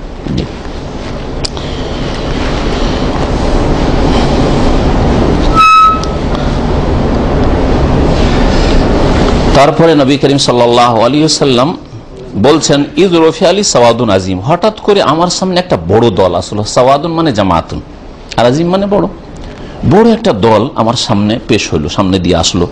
ফাজানান্ত, তখন এদেরকে দেখে আমি চিন্তা করলাম, আন্নাহু উম্মতি, এরাই আমার উম্মত হবে, কারণ আমার উম্মতের লোক তো অনেক হবে। আল্লাহ পাক আমাকে আগে ভবিষ্যৎবাণী করেছেন, তোমার উম্মত সবচেয়ে বড় উম্মত হবে। বেশি লোক দেখে তিনি এই কথা ভাবলেন। তাহলে এইরকম ভাবা অনেক সময় ভুল হতে পারে, আসলে ভুল ছিল ভাবাটা, কিন্তু ভাবা নাজায়েজ নয়। ভালো এই জন্য ধারণা করা, সুধারণা করা নিষিদ্ধ নয়, কুধারণা নিষিদ্ধ। ইন্না বাদাত জান্নে ইসমুন, আল্লাহ বলেছেন সবগুলি ধারণা গুনাহ নয়, কিছু কিছু ধারণা আছে, কল্পনা জল্পনা আছে, সেটা কি গুনাহ। আল্লাহ কিছু বলেছেন বাদ, তাহলে বোঝা যাচ্ছে কিছু কিছু ধারণা আছে যেগুলি নেকির কাজ। যেমন আপনি ক্যাম্প থেকে বাড়ি আসছেন, আর ক্যাম্প বস যদি এইরকম ধারণা করে যে ছেলেটা তো ভালোই, তো হয়তো কিছু ইসলাম শেখার, দিন শেখার জন্যই যাচ্ছে, ইসলামী সেন্টারে যাচ্ছে, এটাও তো একটা ধারণা হইলো। আর একটা ধারণা যে এই ধান্দাবাজ, এ যাচ্ছে বাইরে কোথাও পার্ট টাইম করবে বা ধান্দাবাজি করবে, অথবা কোথাও যাচ্ছে কোনো বাজে কাজের জন্য যাচ্ছে, সে আপনার বসই হোক অথবা কোনো ব্যক্তি হোক, আপনার রুমমেট, আপনি রুম থেকে বাইরে যাচ্ছেন আর রাতে একটু বেশি রাতে যাচ্ছেন। খারাপ প্রকৃতির মানুষ ভালো মানুষ সম্পর্কেও খারাপ ধারণাই করে, এত রাতভর কোথায় কাটিয়ে আসে, নিশ্চয়ই কোনো আজে বাজে কাজ করে, আড্ডা দেয়, অথচ আপনি ইসলামিক সেন্টারে হয়তো দিন শিখছেন, ঠিক না? তাহলে খারাপ ধারণা করলে গুনাহ, আর যদি ভালো ধারণা রাখে যে ছেলেটা যখন বাইরে যাচ্ছে তো নিশ্চয় কোনো ভালো কাজেই যাচ্ছে। রাতের অন্ধকারে, রাত 12টা 1টার সময় আপনি দেখছেন যে বেচারা একটা মহিলা বাড়ির বাইরে দাঁড়িয়ে আছে, রাস্তায় দাঁড়িয়ে আছে। আবার রাস্তায় অনেক সময় মহিলারা এরকম গভীর রাতে দাঁড়িয়ে থাকে না? এখন আপনার ব্রেনে এই কথা আসতে পারে যে খারাপ চরিত্রের মহিলা দাঁড়িয়ে আছে, কোনো সাথী সঙ্গীর জন্য দাঁড়িয়ে আছে, হারাম এইরকম কুধারণা করা। কিন্তু সুধারণা যে হতে পারে অসুস্থ, পেরেশান আছে, বা কোনো এমার্জেন্সি আছে, কাউকে দেখতে যাচ্ছে, নিজে অসুস্থ হতে পারে, এই জন্য ট্যাক্সির জন্য দাঁড়িয়ে আছে, হসপিটাল যেতে হতে পারে, অথবা হতে পারে না কিছু, এরকম যে কোনো সমস্যা হতে পারে, যে কোনো সমস্যা হতে পারে। তো এই কথা কখনো ভাববেন না যে রাত 2টা-3টার সময় একটা মহিলা, রাত 2টা-3টার সময় একটা লোক দাঁড়িয়ে আছে, আর দেখতে একটু খারাপ খারাপ লাগছে, চোর ডাকাত বা চরিত্রহীন, না, কখনো ভাববেন না। এটা ইন্না বাদাত জান্নে ইসম, এটা গুনার কাজ। তাই ভালো যদি ধারণা করেন তো ভালো। দেখেন নবী করিম সাল্লাল্লাহু আলাইহি ওয়াসাল্লাম ভালো ধারণা করলেন, এগুলো হচ্ছে ইস্তিমবাত, একে বলা হয় মাসলা গ্রহণ করা। নবী সাল্লাল্লাহু আলাইহি ওয়াসাল্লাম ধারণা করলেন যে এরা হয়তো আমার উম্মত হবে। আল্লাহ বললেন না যে তুমি এরকম কেন ধারণা করলে। ফাকিল আলী, কিন্তু বলা হলো যে না, হাজা মুসা কওম, এই যে মুসা সামনে আলাইহিস সালাম আসছেন আর তার সম্প্রদায়, জিবরাইল আলাইহিস সালাম মারফত আল্লাহ পাক জানিয়ে দিলেন। ফানাজারতু ফাইজা সাওয়াদুন আজিম, আবার দেখলাম যে আরেক বড় দল। ফাকিল আলী, তখন আমাকে বলা হলো হাজিহি উম্মাতুকা, এই হচ্ছে আপনার উম্মত। ওয়া মাহুম 70 আলফ, আর ওদের সাথে 70,000 আছে, মানে ওদের মধ্যে, আপনার উম্মতের মধ্যে 70,000 এমন লোক আছে, ইয়াদখুলুনাল জান্নাতা, যারা জান্নাতে প্রবেশ করবে, বেগাইরে হিসাবিন ওয়ালা আযাম, বিনা হিসাবে, বিনা শাস্তিতে। ওদের কোনো হিসাবও হবে না, আর কোনো আযাব শাস্তিও হবে না। কবরের আযাব, জাহান্নামের আযাব, হাসরের মাঠে আযাব না, এরকম কোনো আযাবও হবে না। আর হাসরের মাঠে গিয়ে এটার হিসাব দাও, এটার হিসাব দাও, এটার হিসাব দাও, এই কেন করেছো, এই কেন, তোমার যৌবনের হিসাব দাও, তোমার বয়সের হিসাব দাও, আল্লাহ পাক হিসাব নেবেন না। বান্দা আসতে ওর আমল নামা আসতে, ডান হাতে আমল নামা আসবেই না হিসাবে জান্নাত। সুবহানাল্লাহ, আল্লাহুম্মা জাআলনা মিনহুম। আল্লাহ যেন আমাদেরকে সেই দলে শামিল করেন। বিনা হিসাবে বিনা আযাবে জান্নাতে প্রবেশ করবে। সুম্মা নাহাযা, তারপরে এই কথা বলে দিয়ে নবী করিম সাল্লাল্লাহু আলাইহি ওয়াসাল্লাম দাঁড়িয়ে গেলেন, উঠে গেলেন। ফাদাখালা মানজিলাহু, আর নিজ বাড়িতে প্রবেশ করলেন, বাসায় ঢুকে গেলেন। ফাখাযান নাসু ফি উলাইকা, মসজিদে নববীতে কথাবার্তা চলছিল। আর নবী সাল্লাল্লাহু আলাইহি ওয়াসাল্লাম নিজের কক্ষে, উম্মাহাতুল মুমিনিন হুজরাগুলি, আপনার ওই যে মহিলা সেকশনের দিকটা রয়েছে, ওই দিকটাই লম্বা হয়ে 9 বিবির কক্ষ ছিল। আর মা আয়েশা রাদিয়াল্লাহু তাআলা হুজরাতে নবী সাল্লাল্লাহু আলাইহি ওয়াসাল্লামের কবর, এখন বর্তমান যে কবর, ওইটা মা আয়েশা রাদিয়াল্লাহু তাআলা হুজরা, ওইটা কখনো মসজিদের অংশ ছিল না। মসজিদে কবর দেওয়া হয়নি, আর ওইটা কবর দেওয়ার পরেও মসজিদ তৈরি করা হয়নি।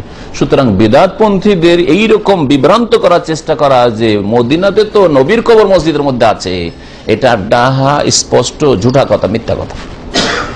কি বুঝলেন? যখন কবর হয় তার আগে ওটা কি ছিল?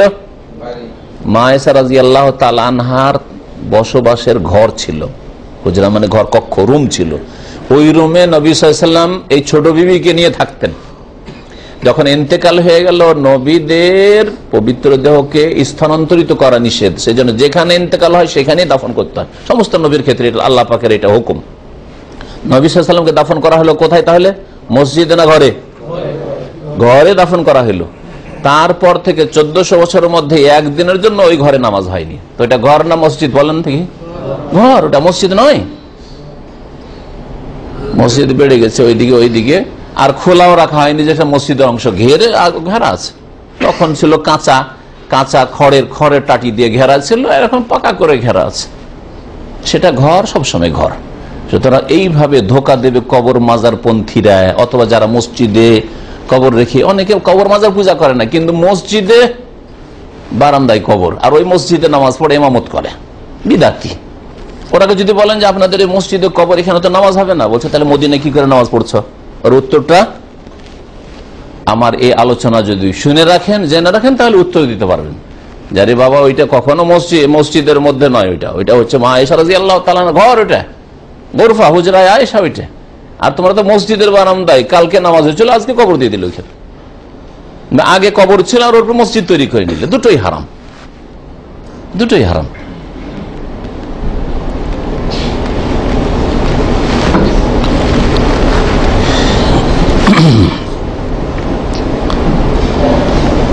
নবী করিম সাল্লাল্লাহু আলাইহি ওয়াসাল্লামকে বলছেন যে ফাদাখালা মানজিলাহু, নবী সাল্লাল্লাহু আলাইহি ওয়াসাল্লাম চলে গেলেন বাড়িতে।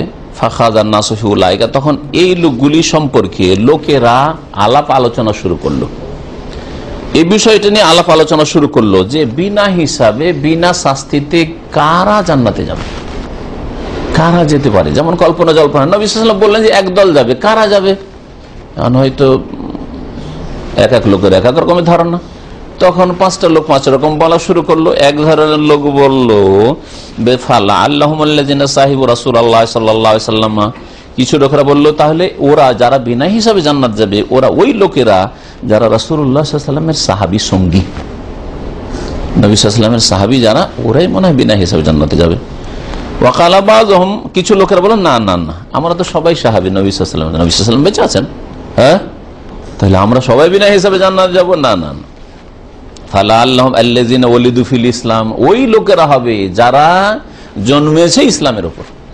আমরা কত শিরিক করেছি, মূর্তি পূজা করেছি, কত পাপ করেছি, কত মেয়েদেরকে মেরে ফেলে দাফন করেছি, কত খুন করেছি, কত কুকাজ করেছি, তাই না, মদ খেয়েছি, না না আমরা না। তারপরে তওবা করে মুসলিম হয়েছে, আমরা না। কারা তাহলে? যারা জন্মসূত্রে মুসলিম আর ইসলামকে টিকিয়ে রেখেছে। আল্লাযিনা ওয়ালিদু ফিল ইসলাম, যেমন সাহাবীদের মধ্যে হাসান হোসেন, তাই না? আরে আলী রাদিয়াল্লাহু তাআলা আনহু, তিনিও যুবক হওয়ার পরে ইসলাম গ্রহণ করেছেন, তাই না? প্রায় যৌবনের কাছে চলে এসেছিলেন। কিন্তু হাসান হোসেনের যখনই জন্ম হয়, মা ও মুসলিম ফাতেমা, বাবা মুসলিম আলী, ঠিক কিনা? তাহলে এরা হলো জন্মসূত্রে মুসলিম, আবার সাহাবী। আমাদের মতো জন্মসূত্রে মুসলিম আর আমলের ত্রুটি ভরা, এরকম না আবার, ঠিক না? তাহলে এই ক্যাটাগরির লোকেরা হইতে পারে। হাসান আছে, হুসাইন আছে, এই ধরনের যারা, যেমন আব্দুল্লাহ বিন জুবাইর, হ্যাঁ, জুবাইর বিন আওয়াম যে আসাম ওসার তার ছেলে, এরা যেদিনে জন্মেছে দেখছে মা, তার মা আবু বকর সিদ্দিকের মেয়ে আসমা, মা মুসলিম, বাপ মুসলিম। এরা হবে তাহলে আল্লাযীনা ওয়ালিদু ফিল ইসলাম ফালাম ইউশরিকু বিল্লাহি শাইআ, কোনদিন আল্লাহর সাথে কোনো কিছুকে শরীক করেনি। এরা শিরকে লিপ্ত হয়নি কোনদিন। যাকারু আসিয়া, আর অন্য লোকের আর কিছু বলতে লাগলো, আর কিছু বলতে লাগলো। ফাখারাজ আলাইহিম রাসূলুল্লাহ সাল্লাল্লাহু আলাইহি ওয়াসাল্লাম, তখন রাসূলুল্লাহ সাল্লাল্লাহু আলাইহি ওয়াসাল্লাম ওদের সামনে আবার বেরিয়ে আসলেন। কিছুক্ষণ ওদের গল্প স্বল্প আলাপ আলোচনা কল্পনা জল্পনা চললো, আবার ফিরে আসলেন নবী সাল্লাল্লাহু আলাইহি ওয়াসাল্লাম, রুম থেকে বেরিয়ে আসলেন, পাশেই তো। বেরিয়ে এসে দেখছেন যে এরা এইগুলি কল্পনা জল্পনা করছে। তখন নবী সাল্লাল্লাহু আলাইহি ওয়াসাল্লাম বললেন যে তোমাদের এসব কল্পনা জল্পনাকে শেষ করি এখন। কালা, শোনো কারা তারা, হুমুল্লাযীনা লা ইয়াস্তারকুন। তিনটি গুণ বা চারটি গুণ এখানে এই হাদিসে বলা হয়েছে ওদের। একটা হচ্ছে যে ওরা ওই লোকেরা যারা ঝাড়ফুঁক কারো কাছে করে চায় না। ইয়াস্তারকুন, ঝাড়ফুঁক তলব করে না। ইয়ারকুন মানে ঝাড়ফুঁক করে না। ঝাড়ফুঁক করে না এই কথা বলা হয়নি, ঝাড়ফুঁক কারোর কাছ থেকে ভিক্ষা করে না, চাই না যে শেখ একটু আমাকে ফুঁক দিয়ে দেন তো, এটা করে না। হ্যাঁ ইমাম সাহেব একটু আমার ছেলেটাকে একটু দম করে দেন তো, হ্যাঁ হুজুর আমি খুব পেরেশান আছি, আমাকে একটু ফুঁক দিয়ে দেন তো, আমাকে একটু তেল পানি পড়ে দেন তো, আমার পানিটাতে ফুঁক দিয়ে দেন তো। ইয়াস্তারকুন, তলব করে না। কারণ তলব করা, যে ব্যক্তি তলব করে এই ধরনের জিনিস, তার মধ্যে তার তাওহীদের পূর্ণতায় একটু ঘাটতি আছে। মানুষের শরণাপন্ন হইল, ফুল আল্লাহ পাক রব্বুল আলামিনের যে আমি মুখাপেক্ষী মুহতাজ, ওটাতে সামান্যতম ঘাটতি থাকলো। যদি এতটুকু জায়েজ আছে, অন্যের সাহায্য নেওয়া এইরকম ধরনের জায়েজ আছে। যেমন আমার 2 হাতে 2টো ব্যাগ আছে, উদাহরণ দিতে তাহলে বুঝবেন। এই 2টো ব্যাগ এখান থেকে নিয়ে, আমার কিতাবটা নিয়ে, চশমাটা নিয়ে, পানি নিলাম, গাড়িতে গিয়ে বসলাম, পারবো না। তারপরে আমার সামনে অনেক ভাইরা এসে বলছে যে দেন কিতাবটা আমাকে দেন, বা দেন, বা আমি দিয়ে দিলাম যে ভাই এটা নেন, এটা নেন, ল্যাপটপটা নেন, দিয়ে দিলাম। না দেওয়াটা দেওয়ার চেয়ে ভালো। যেখানে আমি নিতে পারবো, উঠাতে পারবো, বহন করতে পারবো। সাহাবায়ে কেরামরা অনেকেই কখনো কাউকে এইরকম কাজ দিতেন না যেটা নিজেই করতে পারবে। ঘোড়ার পিঠে আছে, উটের পিঠে আছে, লাঠিটা পড়ে গেছে, কোন একটা সামান পড়ে গেছে, নিচে লোক দাঁড়িয়ে আছে, ওকে বলতে পারে ভাই একটু উঠিয়ে দিয়ে দাও, বা উঠিয়ে দিতে যাচ্ছে, না দেবে না, আমি নেব না, নেমে নিজে নিয়েছে। কারণ যেই ব্যক্তি অপরের সাহায্য নিল, সে যেন ওর কাছে কিছুটা চাইলো, যাচ্ছা করলো না, আমি মানুষের কাছে কোনো কিছু চাইবো না। ধার চাওয়া জায়েজ আছে, কিন্তু ধার না করাটা ভালো। আপনার তাওহীদের পূর্ণতা, ধার চাওয়া জায়েজ, কিন্তু না, আমার যে স্যালারি আছে, বেতন আছে, ওতেই চলবো, আমি কেন ধার করব? আমার এই মাসে এই কাজটা করা সম্ভব নেই, করবো না, থাক। মোবাইল লাগবে তো, এই মাসে বেতন নেই, মাসে কিনলাম না, যখন দেখবো যে হ্যাঁ একটু আসলো, এই বাঁচাতে পারলাম, প্রতি মাসে 25-50 রিয়াল করে বাঁচিয়ে 3-4 মাস হলো, মোটামুটি এখন হয়ে গেছে, তখন করবো। আর না ভাই একসাথে একটা মোবাইল কিনতে হবে, আর টাকা তো নাই, তো ভাই মাসের মাস তোমাকে দিয়ে দেবো 100 টাকা করে, বা 2 মাস পরে দিয়ে দেবো, তোমাকে দাও তো 500 রিয়াল ধার। এটা ভালো জিনিস না, যদিও জায়েজ, এটা ভালো না। এটা হচ্ছে কামেল পূর্ণাঙ্গ তাওহীদে সামান্যতম হলেও ঘাটতি। এইরকম ঘাটতি থাকলে বিনা হিসাবে, বিনা আযাবে না, হিসাব হবে। কি জন্য ধার নিয়েছিল? প্রয়োজন ছিল নাকি তোমার? সেই আল্লাহ প্রয়োজন অত ছিল না, তবে ওই একটু দামি মোবাইল কিনবো তো ওই জন্য একটু ধার নিয়েছিলাম, একটা ল্যাপটপ কিনবো তো সেই জন্য ধার নিয়েছিলাম, বিবির জন্য অলংকার কিনবো, দেশে যাবো ওই জন্য ধার নিয়েছিলাম। লজ্জা পাবেন আল্লাহ পাকের কাছে যদি আল্লাহ জিজ্ঞেস করেন, তাহলে হিসাব হবে। হ্যাঁ, হিসাব হইলে যে আল্লাহ জাহান্নামে দেবে এটা জরুরি নয়। অসংখ্য মানুষের হিসাব হবে, আল্লাহ জান্নাত দেবেন, কিন্তু হিসাব নিয়ে জান্নাত দেবেন, বুঝছেন কথা না? কিন্তু অল্প সংখ্যক কি 70,000 বিনা হিসাবে, হিসাবও হবে না, যেটা হিসাবে ইয়াসিরা বলা হয়েছে মুমিনের সহজ হিসাব হবে না, বিনা হিসাবে। সেটার উদাহরণ কিছু দিলাম, যেই উদাহরণগুলি হয়তো আমাদের মধ্যে পাওয়া যায় না। জামাটা সাফ করে বন্ধু বসে আছে, এই তুই আয়রন করে দিতাম, আরে ভাই নিজেই আয়রন করেন আপনি, হ্যাঁ এই কাজটা করে নিয়ে আসেন তো, হ্যাঁ নিজেই করেন আপনি আল্লাহর রাস্তায়, কিন্তু আমরা তো পারছি না। এই জিনিসগুলো যদি এক একটা করে দেখি তো সুবহানাল্লাহ, কত যাদেরকে বড় বড় কামেল মনে করছে তাদের মধ্যে এইরকম জিনিসগুলি আছে, তাহলে হিসাব হবে, যদিও হালকা হিসাব হবে। বিনা হিসাবে পাইতে হলে এইরকম। এই জন্য সাহাবী জারির বিন আব্দুল্লাহ রাদিয়াল্লাহু তাআলা আনহু রাসূলুল্লাহ সাল্লাল্লাহু আলাইহি ওয়াসাল্লাম সাথে বায়াত করেছিলেন, শপথ নিয়েছিলেন যে ইয়া রাসূলুল্লাহ, জীবনে কারো কাছে কোনো জিনিস চাইবো না। কোনো জিনিস চাইবো না মানে হয়তো ভিক্ষা করবো না, এইটাই তো। ভিক্ষা আমরাও করি না, সারা জীবন আলহামদুলিল্লাহ ভিক্ষা করি না, কিন্তু ধরো চাইবো না মানে ধারও চাইবো না। ভিক্ষা করলাম না কিন্তু ধারও চাইবো না। চাইবো না মানে কোনো একটা দরকার উঠিয়ে দেয়, ভাই পানিটা দেন তো, ওইটাও চাইবো না, আমি নেব। এতটা পালন করা সাধারণ কথা নয়, অসাধারণ ব্যক্তিত্বের প্রয়োজন, তাই না? ওখানে ওর সামনে পানিটা আছে, একটু উঠিয়ে চাই নিলাম, হয়তো কিতাবটা একটু উঠিয়ে চাইলাম না, আমি উঠে গিয়ে নিলাম, হয় না অনেক। এইটা অধিকাংশ লোকের দ্বারা এটা হয় না। তো এই জারির রাদিয়াল্লাহু তাআলা সম্পর্কে সাহাবীরা বলছেন যে তাকে দেখতাম ঘোড়ার ওপর থেকে, ঘোড়ার পিঠের ওপর থেকে তার ওই কোড়াটা পড়ে গেছে, লাঠিটা পড়ে গেছে, কারো কাছে কেউ নিত না, আমি নামবো, নিজে নেমে আবার উঠে। কেন? বলছে আমি আল্লাহ রাসূলের সাথে ওয়াদা করেছি, বয়াত শপথ করেছি যে আমি কারো কাছে কোনো কিছু চাইবো না। তোমার কাছে কেন চাইবো? তুমি উঠিয়ে দাও না, আমি নেবো না। সুবহানাল্লাহ। তো এইরকম নজির যেগুলো, এইরকম ধরনের লোক যারা, আপনি বলেন তো সারা জীবন আপনি কারো কাছে ধারও চাইলেন না, হ্যাঁ, কারো কাছে কোনো জিনিসের সহযোগিতাও চাইলেন না, এটা বোঝা দুটো হাতে, আরে ভাই একটা তুই ধর, তোর হাতটা পুরো খালি, তুই একটা ধর, আমি ধরি, রাত দিন এরকম করছেন, তাই না? না আমাকে কষ্ট লাগো, কেন দেবো, ওকে দেবো না, এইরকম মন মেজাজ কোথায়? তো বিনা হিসাবে আর বিনা আযাবে জান্নাতে হইলে ওই রকমের কামেল তৌহিদ, তৌহিদ আজকে পূর্ণাঙ্গ প্রতিষ্ঠার আলোচনা চলছে। পুরোপুরি প্রতিষ্ঠা কখন হবে? যদি এগুলি এমন অপরাধ নয় যেগুলি শিরকে আসগার হয়ে যাচ্ছে, শিরকে আকবর হয়ে যাচ্ছে, এগুলো হচ্ছে না, সাহায্য সহযোগিতা নেওয়া জায়েজ। তারপরে আপনি যেহেতু সামান্য মানুষের দিকে ঝুঁকে যাচ্ছেন, তারপরে যে যার কাছে সহযোগিতা নেই তার কাছে সে ঋণী থাকে, সে তার কাছে ঋণে থাকে। আপনার গাড়িতে যদি আমি একদিন ফ্রি চড়ি, তার মানে আপনার কাছে আমি ঋণী আছি। আর মানুষ হিসাবে আপনার সাথে আমার একটা নম্র আচরণ থাকবে, ঠিক না? আপনি যদি আমার কাছ থেকে পার্সোনাল কিছু নিয়ে থাকেন, ধার খরচ, একটা পয়সাও নিনি, বছরকে বছর পড়ে থাকে, তারপর একটা আপনার অন্তরে একটা এমন একটা শ্রদ্ধা আছে যে ভাই এই লোক উপকার করেছে, আমি তার কাছে কৃতজ্ঞ, হ্যাঁ, তার কাছে আমি ঋণী। হ্যাঁ না, এরকম কেন থাকবে? আপনি একমাত্র আল্লাহর মুহতাজ, আল্লাহর কাছে ঋণী, কারো কাছে ঋণী নয় আমি। কারো যেন এহসান অবদান না থাকে, কেউ যেন এই কথা না বলতে পারে যারে তোকে তো মানুষ আমি করেছিলাম রে, তোকে তো আমি বাঁচিয়েছিলাম, তোকে তো আমি সাহায্য করেছিলাম, তোকে তো আমি বিদেশে পাঠিয়েছিলাম। আমাদের জীবনে ভর্তি আছে এরকম অবস্থা, তাই না? তাহলে বিনা হিসাবে জান্নাতে যাওয়া যাবে না। বিনা হিসাবে জান্নাত মানে কেউ যেন বলতে না পারে যে আপনার অবদান আছে, আপনারও তার অনুগ্রহ আছে, আপনি তার কাছে ঋণী।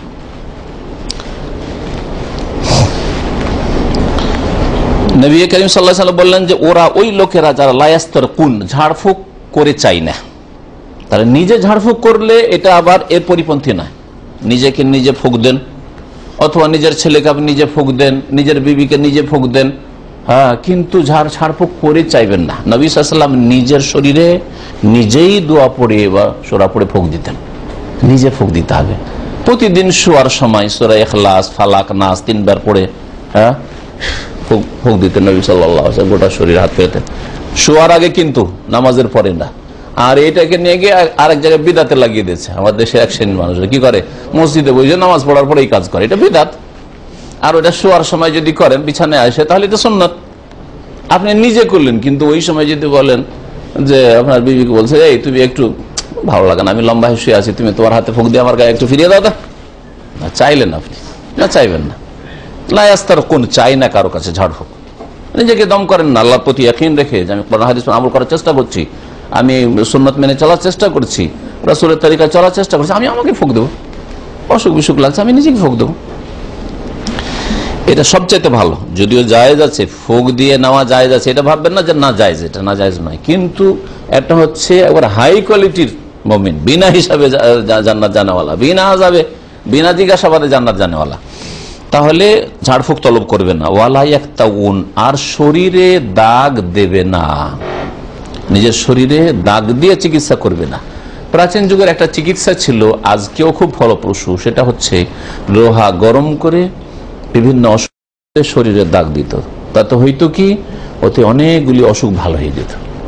আল কাই যেটাকে বলা হয়। নবী করিম সাল্লাল্লাহু আলাইহি সাল্লাম এর অনুমতি দিয়েছেন কিন্তু অপছন্দ করেছেন। তাহলে এখানে বলা হলো যে যারা বিনা হিসাবে জান্নাত যাবে, বিনা আযাব জান্নাত যাবে, তারা শরীরকে দাগে না। চিকিৎসা করার জন্য লোহা পুড়িয়ে নিজের শরীরকে কষ্ট দিয়ে দাগ দেবে যে আমি ভালো হওয়ার জন্য, শুধু না, এই কাজ করবেন। এটা যেহেতু অপছন্দনীয় কাজ, এটা নিজেও করবেন না, অন্যরও করবেন না, কারো কাছে তলবও করবেন না, নিজেও করবেন না। এটা তাহলে এখানে চিন্তা দিয়ে বলা হয়নি, একটাউন দাগবেন না, এটাই হচ্ছে উত্তম। তবে দাগানো জায়েজ রয়েছে। দেখেছেন অনেকেই রাখে, সুডানিরা শরীরে দাগ টাগ করে, আর বিশেষ করে চেহারা করলে নিষিদ্ধ, কারণ চেহারাকে বিকৃত করা হারাম। চেহারা দাগ থাকে অনেক সুডানিদের, কালোদের, তো এটা জায়েজ নয়। ওয়ালা ইয়াতাতাইয়ারুন, আর ওরা কি করবে না, কুলক্ষণ অলক্ষী মনে করবে না কোনো কিছুকে, যে এটা কুলক্ষণ, এটা হচ্ছে অলক্ষী। ফাল মানে ভালো মনে করা জায়েজ রয়েছে। সকালে সকালে মাশাআল্লাহ মসজিদে গিয়েছেন, আর মসজিদে গিয়ে ভালো একটা নেক পরেশগার লোকের সাথে দেখা সাক্ষাৎ হয়ে গেল, সালাম দিয়ে হয়ে গেল। আরে কোনোদিন জীবনে ভাবিনি যে এখানে দেখা হবে, কিন্তু উনিও কিভাবে কার মেহমানে এসছেন, দেখা হয়ে গেছে, ভালো কথা। এটা আমার ভাগ্যটা ভালো, আলহামদুলিল্লাহ, সকালে আজকে কোনো খারাপ মানুষের সাথে দেখা না হয়, ভালো মানুষের সাথে দেখা হয়েছে। বুঝতে পেরেছেন না? কিন্তু সকালবেলা নেমেছেন, আর নেমে দেখছেন পাশের এক বেদিন বেনামাজি মদখোর ফজরের নামাজ পড়তে গিয়ে দেখছেন মদ খেয়ে মাতলামি করছে, বা মদ খায়নি কিন্তু মদখোর লোকের সাথে দেখা। তখন আপনার শয়তান তখন আপনাকে পালপিটেশন করাতে শুরু করলো যে তোর আজ দিনটাই মনে হয় খারাপ হবে, কেন ভোরে উঠেই মদখোরের সাথে দেখা, কথা বলছেন না? হ্যাঁ, এটা জায়েজ নাই। কুলক্ষণ কোনো কিছুকে মনে করা, কোনো ব্যক্তিকে বস্তুকে কুলক্ষণ বা অলক্ষী মনে করা জায়েজ নাই। যেমন পেঁচার ডাককে আমাদের দেশের মানুষরা মনে করে যে কোন যে বালা মুসিবত নিয়ে এসছে, কাকে নিতে এসছে, মানে কোন ছেলে মরবে না কোন মানুষ মরবে গ্রামের। পেঁচার ডাক রাতের অন্ধকারে শুনলে আর ভয়ঙ্কর লাগে, পেঁচার ডাকটা এমনি ভয়ঙ্কর লাগে।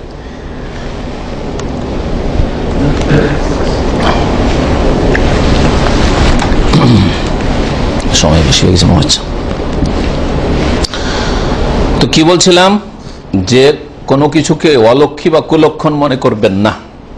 ওয়া আলা রাব্বিহিম ইয়াতাওয়াক্কালুন, আর তারা আল্লাহ পাকের প্রতি, তাদের রবের প্রতি আস্থা ভরসা রাখে, তাওয়াক্কুল রাখে। আল্লাহর প্রতি আস্থা ভরসা রাখা মানে এই নয় যে কোনো উপায় গ্রহণ করবেন না, সোর্সগুলি প্রয়োগ করবেন না, এরকম নয়। এর মানে এই নয় যে আপনি ওষুধ খাবেন না, মাথার ব্যথায় থাকতে পারেন না আর আপনি ওষুধ খাবেন না, জ্বর আপনার আর ওষুধ খাবেন না কারণ আমি বিনা হিসাবে জান্নাত যাব না। তাওয়াক্কুল বলা হয়েছে দুনিয়ার যেসব উপায়গুলি আছে, বৈধ উপায়, সেগুলিকে গ্রহণ করে মনের অবস্থাটাকে আল্লাহর উপর পুরোপুরি ন্যস্ত করা, আল্লাহর দিকে ফিরিয়ে দেওয়া, মানুষের দিকে ফিরানো নয়। আপনিও ডাক্তার কাছে চিকিৎসা করছেন আর আরেক ভাইও ডাক্তার কাছে চিকিৎসা করছে, দুইজনই জায়েজ করছেন, কিন্তু আপনার চাইতে এই লোক ভালো। কেমন? ডাক্তার কাছে চিকিৎসা করছেন আর ভাবছেন যে ডাক্তার তো মাশাআল্লাহ স্পেশালিস্ট, আর ডাক্তার ভালো আর খুব দামি দামি ওষুধ দিয়েছে, তাহলে দামি দামি ওষুধ দিয়েছে সুতরাং ওষুধ কাজ করবে ভালো, ডাক্তার স্পেশালিস্ট, ডাক্তারের উপর অনেকটা ভরসা, আর আল্লাহর উপর ভরসা আছে মুমিন মুসলিম হিসাবে, ভাগযোগ হয়ে গেল। কিন্তু তাই না, আপনার তাওয়াক্কুলটা ভাগ হয়ে গেল, কিছুটা ওষুধের উপর ভরসা, কিছুটা হচ্ছে ডাক্তারের ভরসা, আর বাকিটা আল্লাহর উপর ভরসা, বাকি আল্লাহ ভরসা। তাই না, অনেকে বললে বাকি আল্লাহ ভরসা, ঔষধ নিলাম বাকি আল্লাহ ভরসা, না ওই রকম বাকি না ফাঁকি করবেন না, বরং বলবে পুরোপুরি আল্লাহর ভরসা। তবে আল্লাহ বা তার নবী সাল্লাল্লাহু আলাইহি ওয়াসাল্লাম বলেছেন তাদাউ, তোমার ওষুধ ব্যবহার করো, ইয়া ইবাদাল্লাহ, আল্লাহর বান্দারা, ওষুধ ব্যবহার করা উপায়, কিন্তু আমার পুরোপুরি আস্থা ভরসা আল্লাহর উপরে, একমাত্র ডাক্তার উপরও না, ডাক্তারের কোনো ক্ষমতা নেই যদি আল্লাহ পাক যদি তৌফিক না দেন। হ্যাঁ, ডাক্তারের হাত জাস্ট ফেল হয়ে যায়, ওষুধ কাজ করছে না বিভিন্ন কারণে, আল্লাহ পাক সেই কারণগুলি হয়তো আপনার শরীরে তৈরি করে দিয়েছেন। ওষুধ, একই ওষুধ খেয়ে ও লোক ভালো হয়ে গেল একই রোগে, আর আপনি ভালো হচ্ছেন না, কারণ আপনার শরীরে ওই ওষুধ কাজ করবে এই রকমের যোগ্যতা আল্লাহ পাক রাখেননি, টেনে নিয়েছেন। তো সবগুলি তো আল্লাহর পক্ষ থেকে হচ্ছে। দেখছেন না যে জ্বর, একজনের জ্বর প্যানাডল খেয়ে ভালো, আর একজন অ্যান্টিবায়োটিক খেয়েও ভালো হয় না, দেখেন নাকি? তাহলে শেফা দেন মারিজ তো ভয় আসবেন একমাত্র আল্লাহ পাক। তাহলে ওষুধ ব্যবহার করা বা দুনিয়ার উপায় উপকরণ, হ্যাঁ আমি কারো সাহায্য নেব না, সুতরাং এখান থেকে হেঁটে 3 কিলোমিটার আমি ক্যাম্পে নিজের পায়ে হেঁটে যাব, কারো গাড়িতে চড়বো না, ভালো কথা, যা আমি একেবারে বিনা হিসাবে জান্নাত যাবো সেজন্য পায়ে হেঁটে যাবো এখান থেকে, না না না না, আপনি গাড়িতে চড়েন। হ্যাঁ, তবে দেখলেন যে না গাড়িতে ভিড় ভাড় আছে, ওইরকম মরিয়া হয়ে ছুটবেন না যে ভাই জায়গায় দিবেন, একটু হবে, একটু কষাকষি করে বসবেন, প্রয়োজন নেই। যদি হয়তো হয়ে গেল, না হয় আল্লাহ পাক পয়সা দিয়েছে, হালাল রিজিক দিয়ে দেখবো, হাঁটতে না পারি তো, আর না হলে হেঁটেই গেলাম, অসুবিধা কি 1-2 কিলোমিটার, ঠিক না? তাহলে আপনি মানুষের ওপর, মানুষের গাড়ির ওপর, দুনিয়ার উপায়ের উপর ভরসা করছেন না। আল্লাহর আপনার ভরসা ঠিক আছে, যদিও দুনিয়ার উপায়গুলি আপনি গ্রহণ করছেন, এতে কোনো আপত্তি নাই, এতে ইমান কমে না, এতে আমল খারাপ হয় না, তৌহিদে ডিস্টার্ব হয় না। কিন্তু যদি দুনিয়ার উপায় উপকরণে বেশি ভরসা, যেমন আজকাল চাকরিজীবীদের চাকরির উপর মানে বেশিরভাগ ভরসা, হ্যাঁ, ব্যবসায়ীদের তার ব্যবসার যশের উপর ভরসা, গাড়ি একটা নতুন আমি পেয়েছি কোম্পানির, ট্যাক্সি চালান, গাড়ির উপর ভরসা, নতুন গাড়ি, আল্লাহর উপর ভরসা গেল কোথায়? ও কিছু 50% 40% আছে, কিছু আছে। তো এইরকম যদি হয় তাহলে কিন্তু গড়বড় আছে।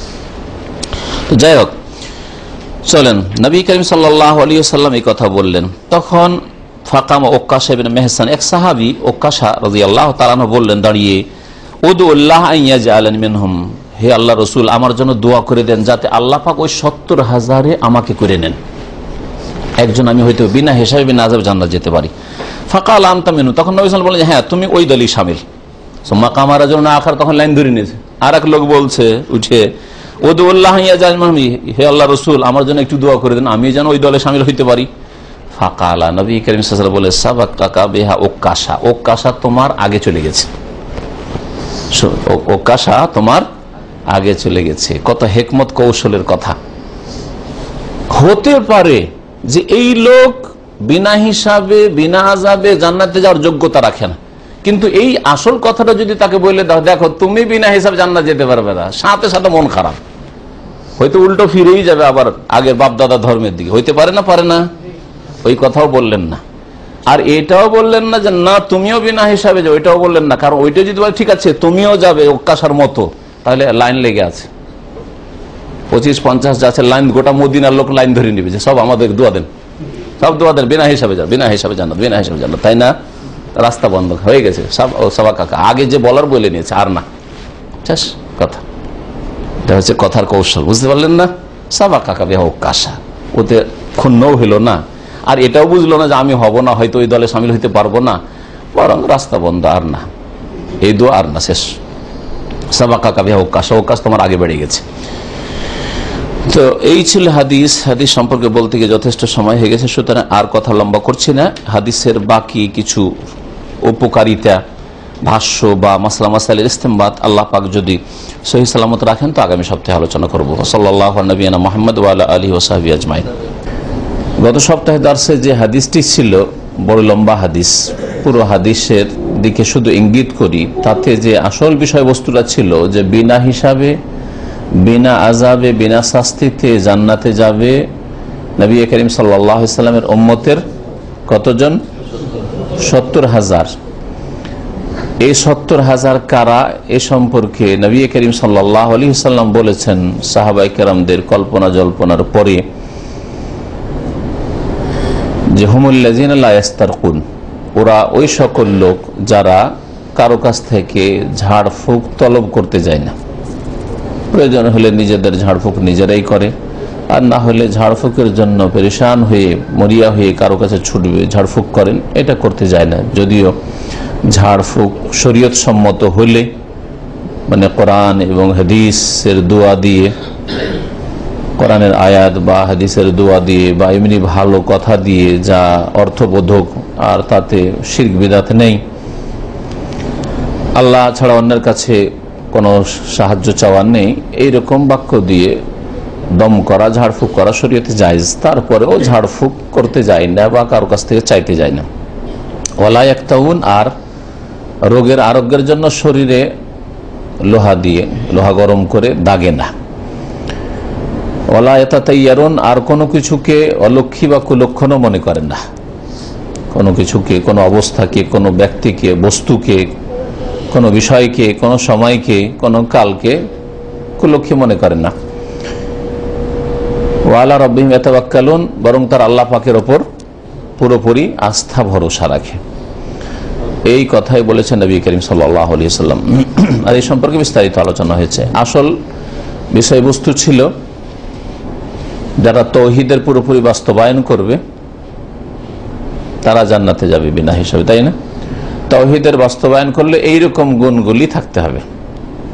এই হাদিসটি সহিহ বুখারী মুসলিমের হাদিস। এই হাদিসটি হচ্ছে সহিহান বুখারী মুসলিমের হাদিস। তৌহিদের বাস্তবায়ন কেমন করে হবে এই সম্পর্কে ভাষ্যকার বলছেন যে তৌহিদকে পরিষ্কার পরিচ্ছন্ন রাখা, শিরকের গন্ধ থেকে পুরোপুরি মুক্ত করা, সে বড় শিরক হোক ছোট শিরক হোক, এমনকি বিদাত থেকে, কারণ বিদাত শিরক পর্যন্ত পৌঁছায় ধীরে ধীরে মানুষকে। যখন নতুন নতুন কাজ করা শুরু করে ধর্মের নামে, কিছুদিন পরে শিরক করা শুরু করে। বিদাত থেকে মুক্ত হওয়া, কাবিরা গুনাহ থেকে মুক্ত হওয়া, সাগীরা গুনাহ অহরহ না করা, ইচ্ছে করে না করা, যথাসাধ্য বেঁচে থাকার চেষ্টা করা, এ হচ্ছে পূর্ণরূপে তৌহিদের প্রতিষ্ঠা করা, তৌহিদের বাস্তবায়ন করা।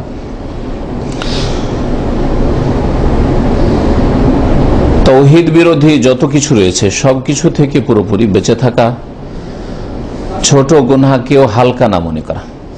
আজকাল অধিকাংশ মানুষ বড় বড় গুনাহকে হালকা মনে করছে, কাবিরা গুনাহকে, ছোট গুনাহ তো দূরের কথা, ছোট গুনাহকেও হালকা মনে করা, এটা তৌহিদের ঘাটতি, তৌহিদের পরিপন্থী, তৌহিদের পুরোপুরি বাস্তবায়ন হল না।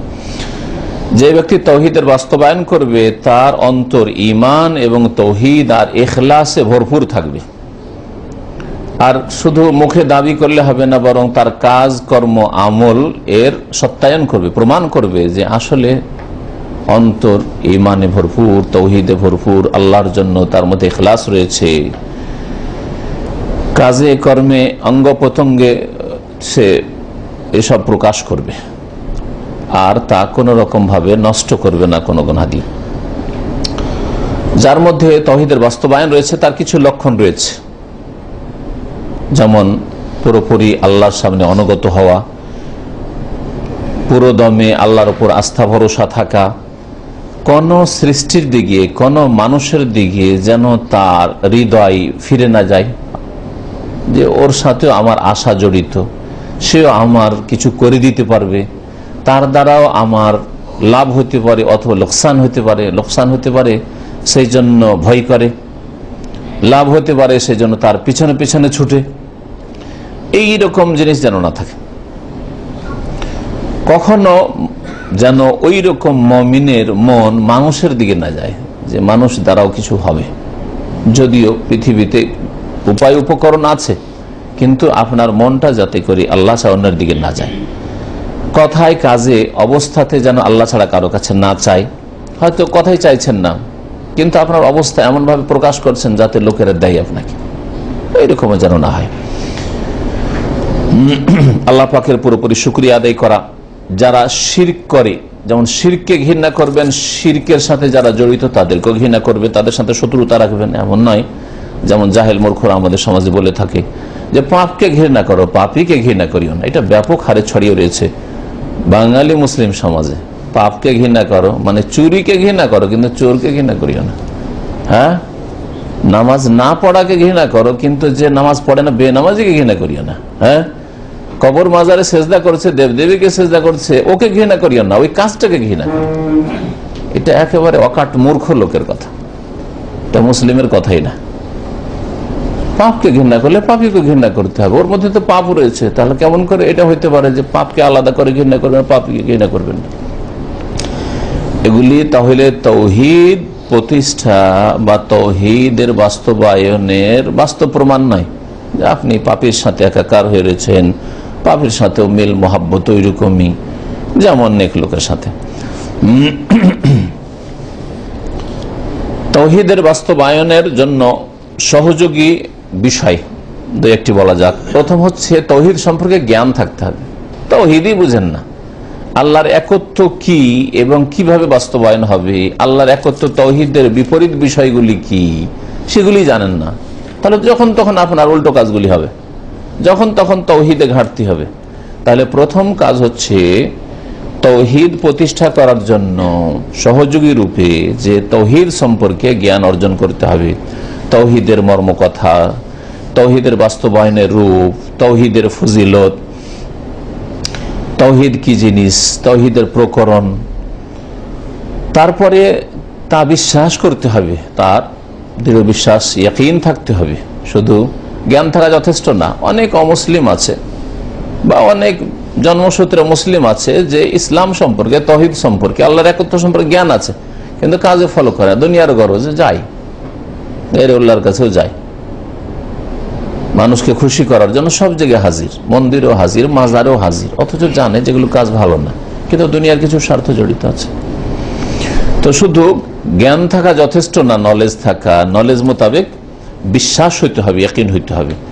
তৃতীয় পদক্ষেপ হচ্ছে বিশ্বাসের পরে বাস্তবায়ন। জ্ঞানও আছে, বিশ্বাসও আছে, কিন্তু আমলে নেই, তাওহীদ বাস্তবায়ন করে না, হবে না। তাওহীদের বাস্তবায়ন হইতে হবে। তাওহীদ প্রতিষ্ঠা করা হচ্ছে দুই প্রকার। এক প্রকার হচ্ছে ওয়াজিব, আবশ্যক, আপনার মুমিন থাকার জন্য, মুআহিদ থাকার জন্য আবশ্যক। সেটা হচ্ছে শিরক থেকে মুক্ত হওয়া, বিদআত থেকে মুক্ত হওয়া, কাবিরা গুনাহ থেকে মুক্ত হওয়া। তাহলে আপনার তাওহীদ যেটা ওয়াজিব, কাবিরা গুনাহ থেকে বেঁচে থাকা ফরজ, বিদআত থেকে বেঁচে থাকা ফরজ, কারণ যেটা হারাম, হারাম ছাড়া ফরজ, তাহলে বিদআত থেকে বেঁচে থাকা ফরজ, বিদআত হারাম, কাবিরা গুনাহ হারাম, শিরক হারাম, সবচেয়ে বড় হারাম, তাহলে এগুলো থেকে বেঁচে থাকা ফরজ। এটা হচ্ছে সর্বনিম্ন তাওহীদ প্রতিষ্ঠা করার জন্য আবশ্যক, ফরজ। আল্লাহ পাক রব্বুল আলামিন বলেন, ইন তাজতানিবু কাবায়িরা মা তুনহাউনা আনহু, যেসব কাবিরা বড় গুনাহ থেকে তোমাদের নিষেধ করা হয়েছে সেগুলি থেকে যদি বেঁচে থাকো, নুকাফির আনকুম সাইয়্যাতিকুম, তাহলে তোমাদের গুনাহগুলি মোচন করে দেব, অনুদখিলকুম মুদখালান কারীমা, আর সম্মানজনক স্থানে তোমাদেরকে দাখিল করব। তাহলে বড় গুনাহ থেকে বেঁচে থাকতে হবে। বিদআত বড় গুনাহ, কাবিরা গুনাহ, বড় বড় গুনাহগুলি বড় গুনাহ, শিরক বড় গুনাহ, ছোট শিরক বড়, সবগুলি বড় গুনাহ। তাহলে এটা হচ্ছে তাওহীদ প্রতিষ্ঠা করার সর্বনিম্ন স্তর, যেগুলিতে বেঁচে থাকা ফরজ। আর একটা হচ্ছে তাওহীদ বাস্তবায়ন উচ্চ দরের, উচ্চ মাপের, মুস্তাহাব। সেটা হচ্ছে কোন মানুষের সাথে সামান্যতম, আল্লাহ ছাড়া অন্যের সাথে সামান্যতম যেন আপনার অন্তরে, হৃদয় সম্পর্ক না থাকে। দুনিয়ার যেগুলি সোর্স আছে, উপায় আছে, যেমন আপনার চাকরি, চাকরির উপর অধিকাংশ লোকের ভরসা, ব্যবসার উপর অধিকাংশ লোকের ভরসা, ঘর বাড়ি ভাড়া দেওয়া আছে, ভাড়াতে যদি লোক পাই এর উপরে ভরসা আছে, তাহলে রুজি আসবে, না হলে কি করে খাবো, পেরেশান হয়ে যাচ্ছেন মাঝে মাঝে। এইসব জিনিসের সাথে অন্তরের যেন সম্পর্ক না থাকে, অন্তরকে মুক্ত করেন। আল্লাহ রাজ্জাক, আমার কাজ হচ্ছে কর্ম করা, মেহনত করা, আমার কাজ হচ্ছে ব্যবস্থা করা, কিন্তু রিজিক দাতা আল্লাহ।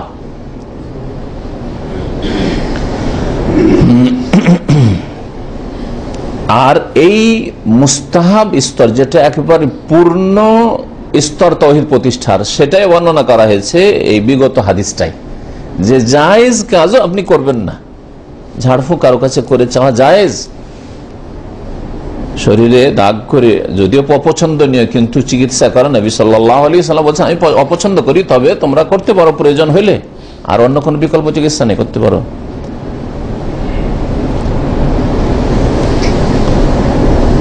তারপরেও বলা হয়েছে যারা বিনা হিসাবে জান্নাতে যাবে তারা ঝাড়ফুঁক তলব করে না। তাহলে এটা হচ্ছে একেবারে পূর্ণ মাত্রার তাওহীদ প্রতিষ্ঠা করা, যেটা মুস্তাহাব। এইরকমই বহু জায়েজ জিনিস চাওয়া, আপনার জন্য ধার চাওয়া জায়েজ, গত সপ্তাহে উদাহরণগুলি দিয়েছি, কিন্তু তারপর ধার চায় না কারো কাছে, প্রয়োজন থাকলে। প্রয়োজন আছে, আমি পুরো করলাম না, আমার কাছে অভাব আছে, অভাবের মতো চললাম। হ্যাঁ, সহযোগিতা চাওয়া জায়েজ, এর উদাহরণ গত সপ্তাহে দিয়েছিলাম। পানিটা ওইখানে আছে, ওর কাছ থেকে চাইলাম, এটা জায়েজ। চাইলাম না, আমি নিজেই উঠে নিলাম। আমার কিতাবটা নিয়ে আমি যেতে পারবো, আমার এইরকমই 10-20 কিলো আমি ওজন উঠাতে পারবো, 2 হাতে উঠাতে পারবো, কিন্তু ভাই একটু ধরেন, চলেন আমার সাথে সাথে। জায়েজ চাওয়া, কিন্তু তারপরেও চাইলাম না। তার এটা ফরজ নয় তাওহীদ প্রতিষ্ঠার জন্য, কিন্তু পূর্ণ মাত্রায় তাওহীদ যদি প্রতিষ্ঠা করতে চান, বিনা হিসাবে জান্নাত যেতে চান, তাহলে এগুলো থেকে মুক্ত হন। কারো কাছে আপনি যে সাহায্য চাওয়া যায় সেটাও চাইবেন না আপনি। এইরকম মাপের লোক আজকাল পাওয়া যাবে বড়ই মুশকিল আছে। এই জন্য বিনা হিসাবে জান্নাতে যাওয়া বড়ই মুশকিল আছে। যখন পূর্ণ মাত্রায় তাওহীদ প্রতিষ্ঠাই করতে পারছেন না, তখন বিনা হিসাবে জান্নাতে যাওয়া মুশকিল আছে। তবে হিসাব যাদের হবে তারা দুই রকম, একরকম লোক হিসাব হবে হিসাব ইয়াসিরা, সহজ হিসাব। আল্লাহ পাক বলেছেন সহজ হিসাব হচ্ছে আল্লাহ পাক পেশ করবেন আর বলবেন যে বলো হিসাব দাও, এগুলো কি করেছো কি করেছো কি করেছো, পেশ করবে। তুমি এই কাজ করেছো, এই কাজ করেছো, এই কাজ করেছো। তোমার যৌবনে এতটা কাজ হওয়া উচিত। তোমার আজকাল কোম্পানি কি দিচ্ছে, টার্গেট দিচ্ছে, তোমার এক মাসে 1 লাখের টার্গেট, তুমি 50,000 করে নিয়েছো, তাই না? তাহলে যৌবনে তোমার কতটা আমল, কতটা হওয়া উচিত ছিল, আল্লাহ এইভাবে পেশ করবেন।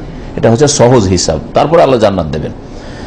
আর আরেক শ্রেণীর লোক হবে যাদের এক একটি করে জিজ্ঞেস করা, পাই পাই করে হিসাব। মান নকিসা ফিল হিসাব হালাকা বা উযযিবা, হাদিস রয়েছে। যার এক একটি করে হিসাব নেওয়া হবে সে অবশ্যই ধ্বংস হবে, তাকে অবশ্যই আযাব শাস্তি দেওয়া হবে, জাহান্নামে যেতে হবে।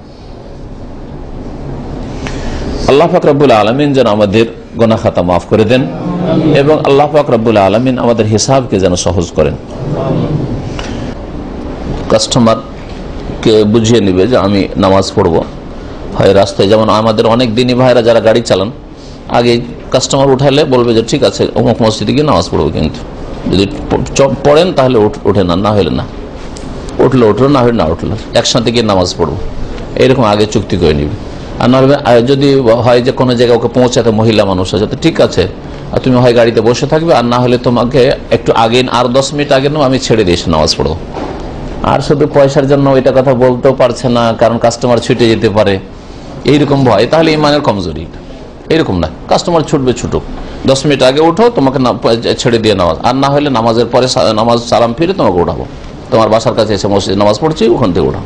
আজান চলা অবস্থায় নামাজ পড়া যেতে পারে, তবে কেউ যদি আগেই শুরু করে দিয়ে থাকে তো অসুবিধা নেই, আর না শুরু করে থাকে তাহলে আজানের উত্তরটা দিয়ে দিক, তাহলে ওই সুন্নতের আমল হয়ে গেল, তারপরে নফল বা সুন্নত পড়ুক।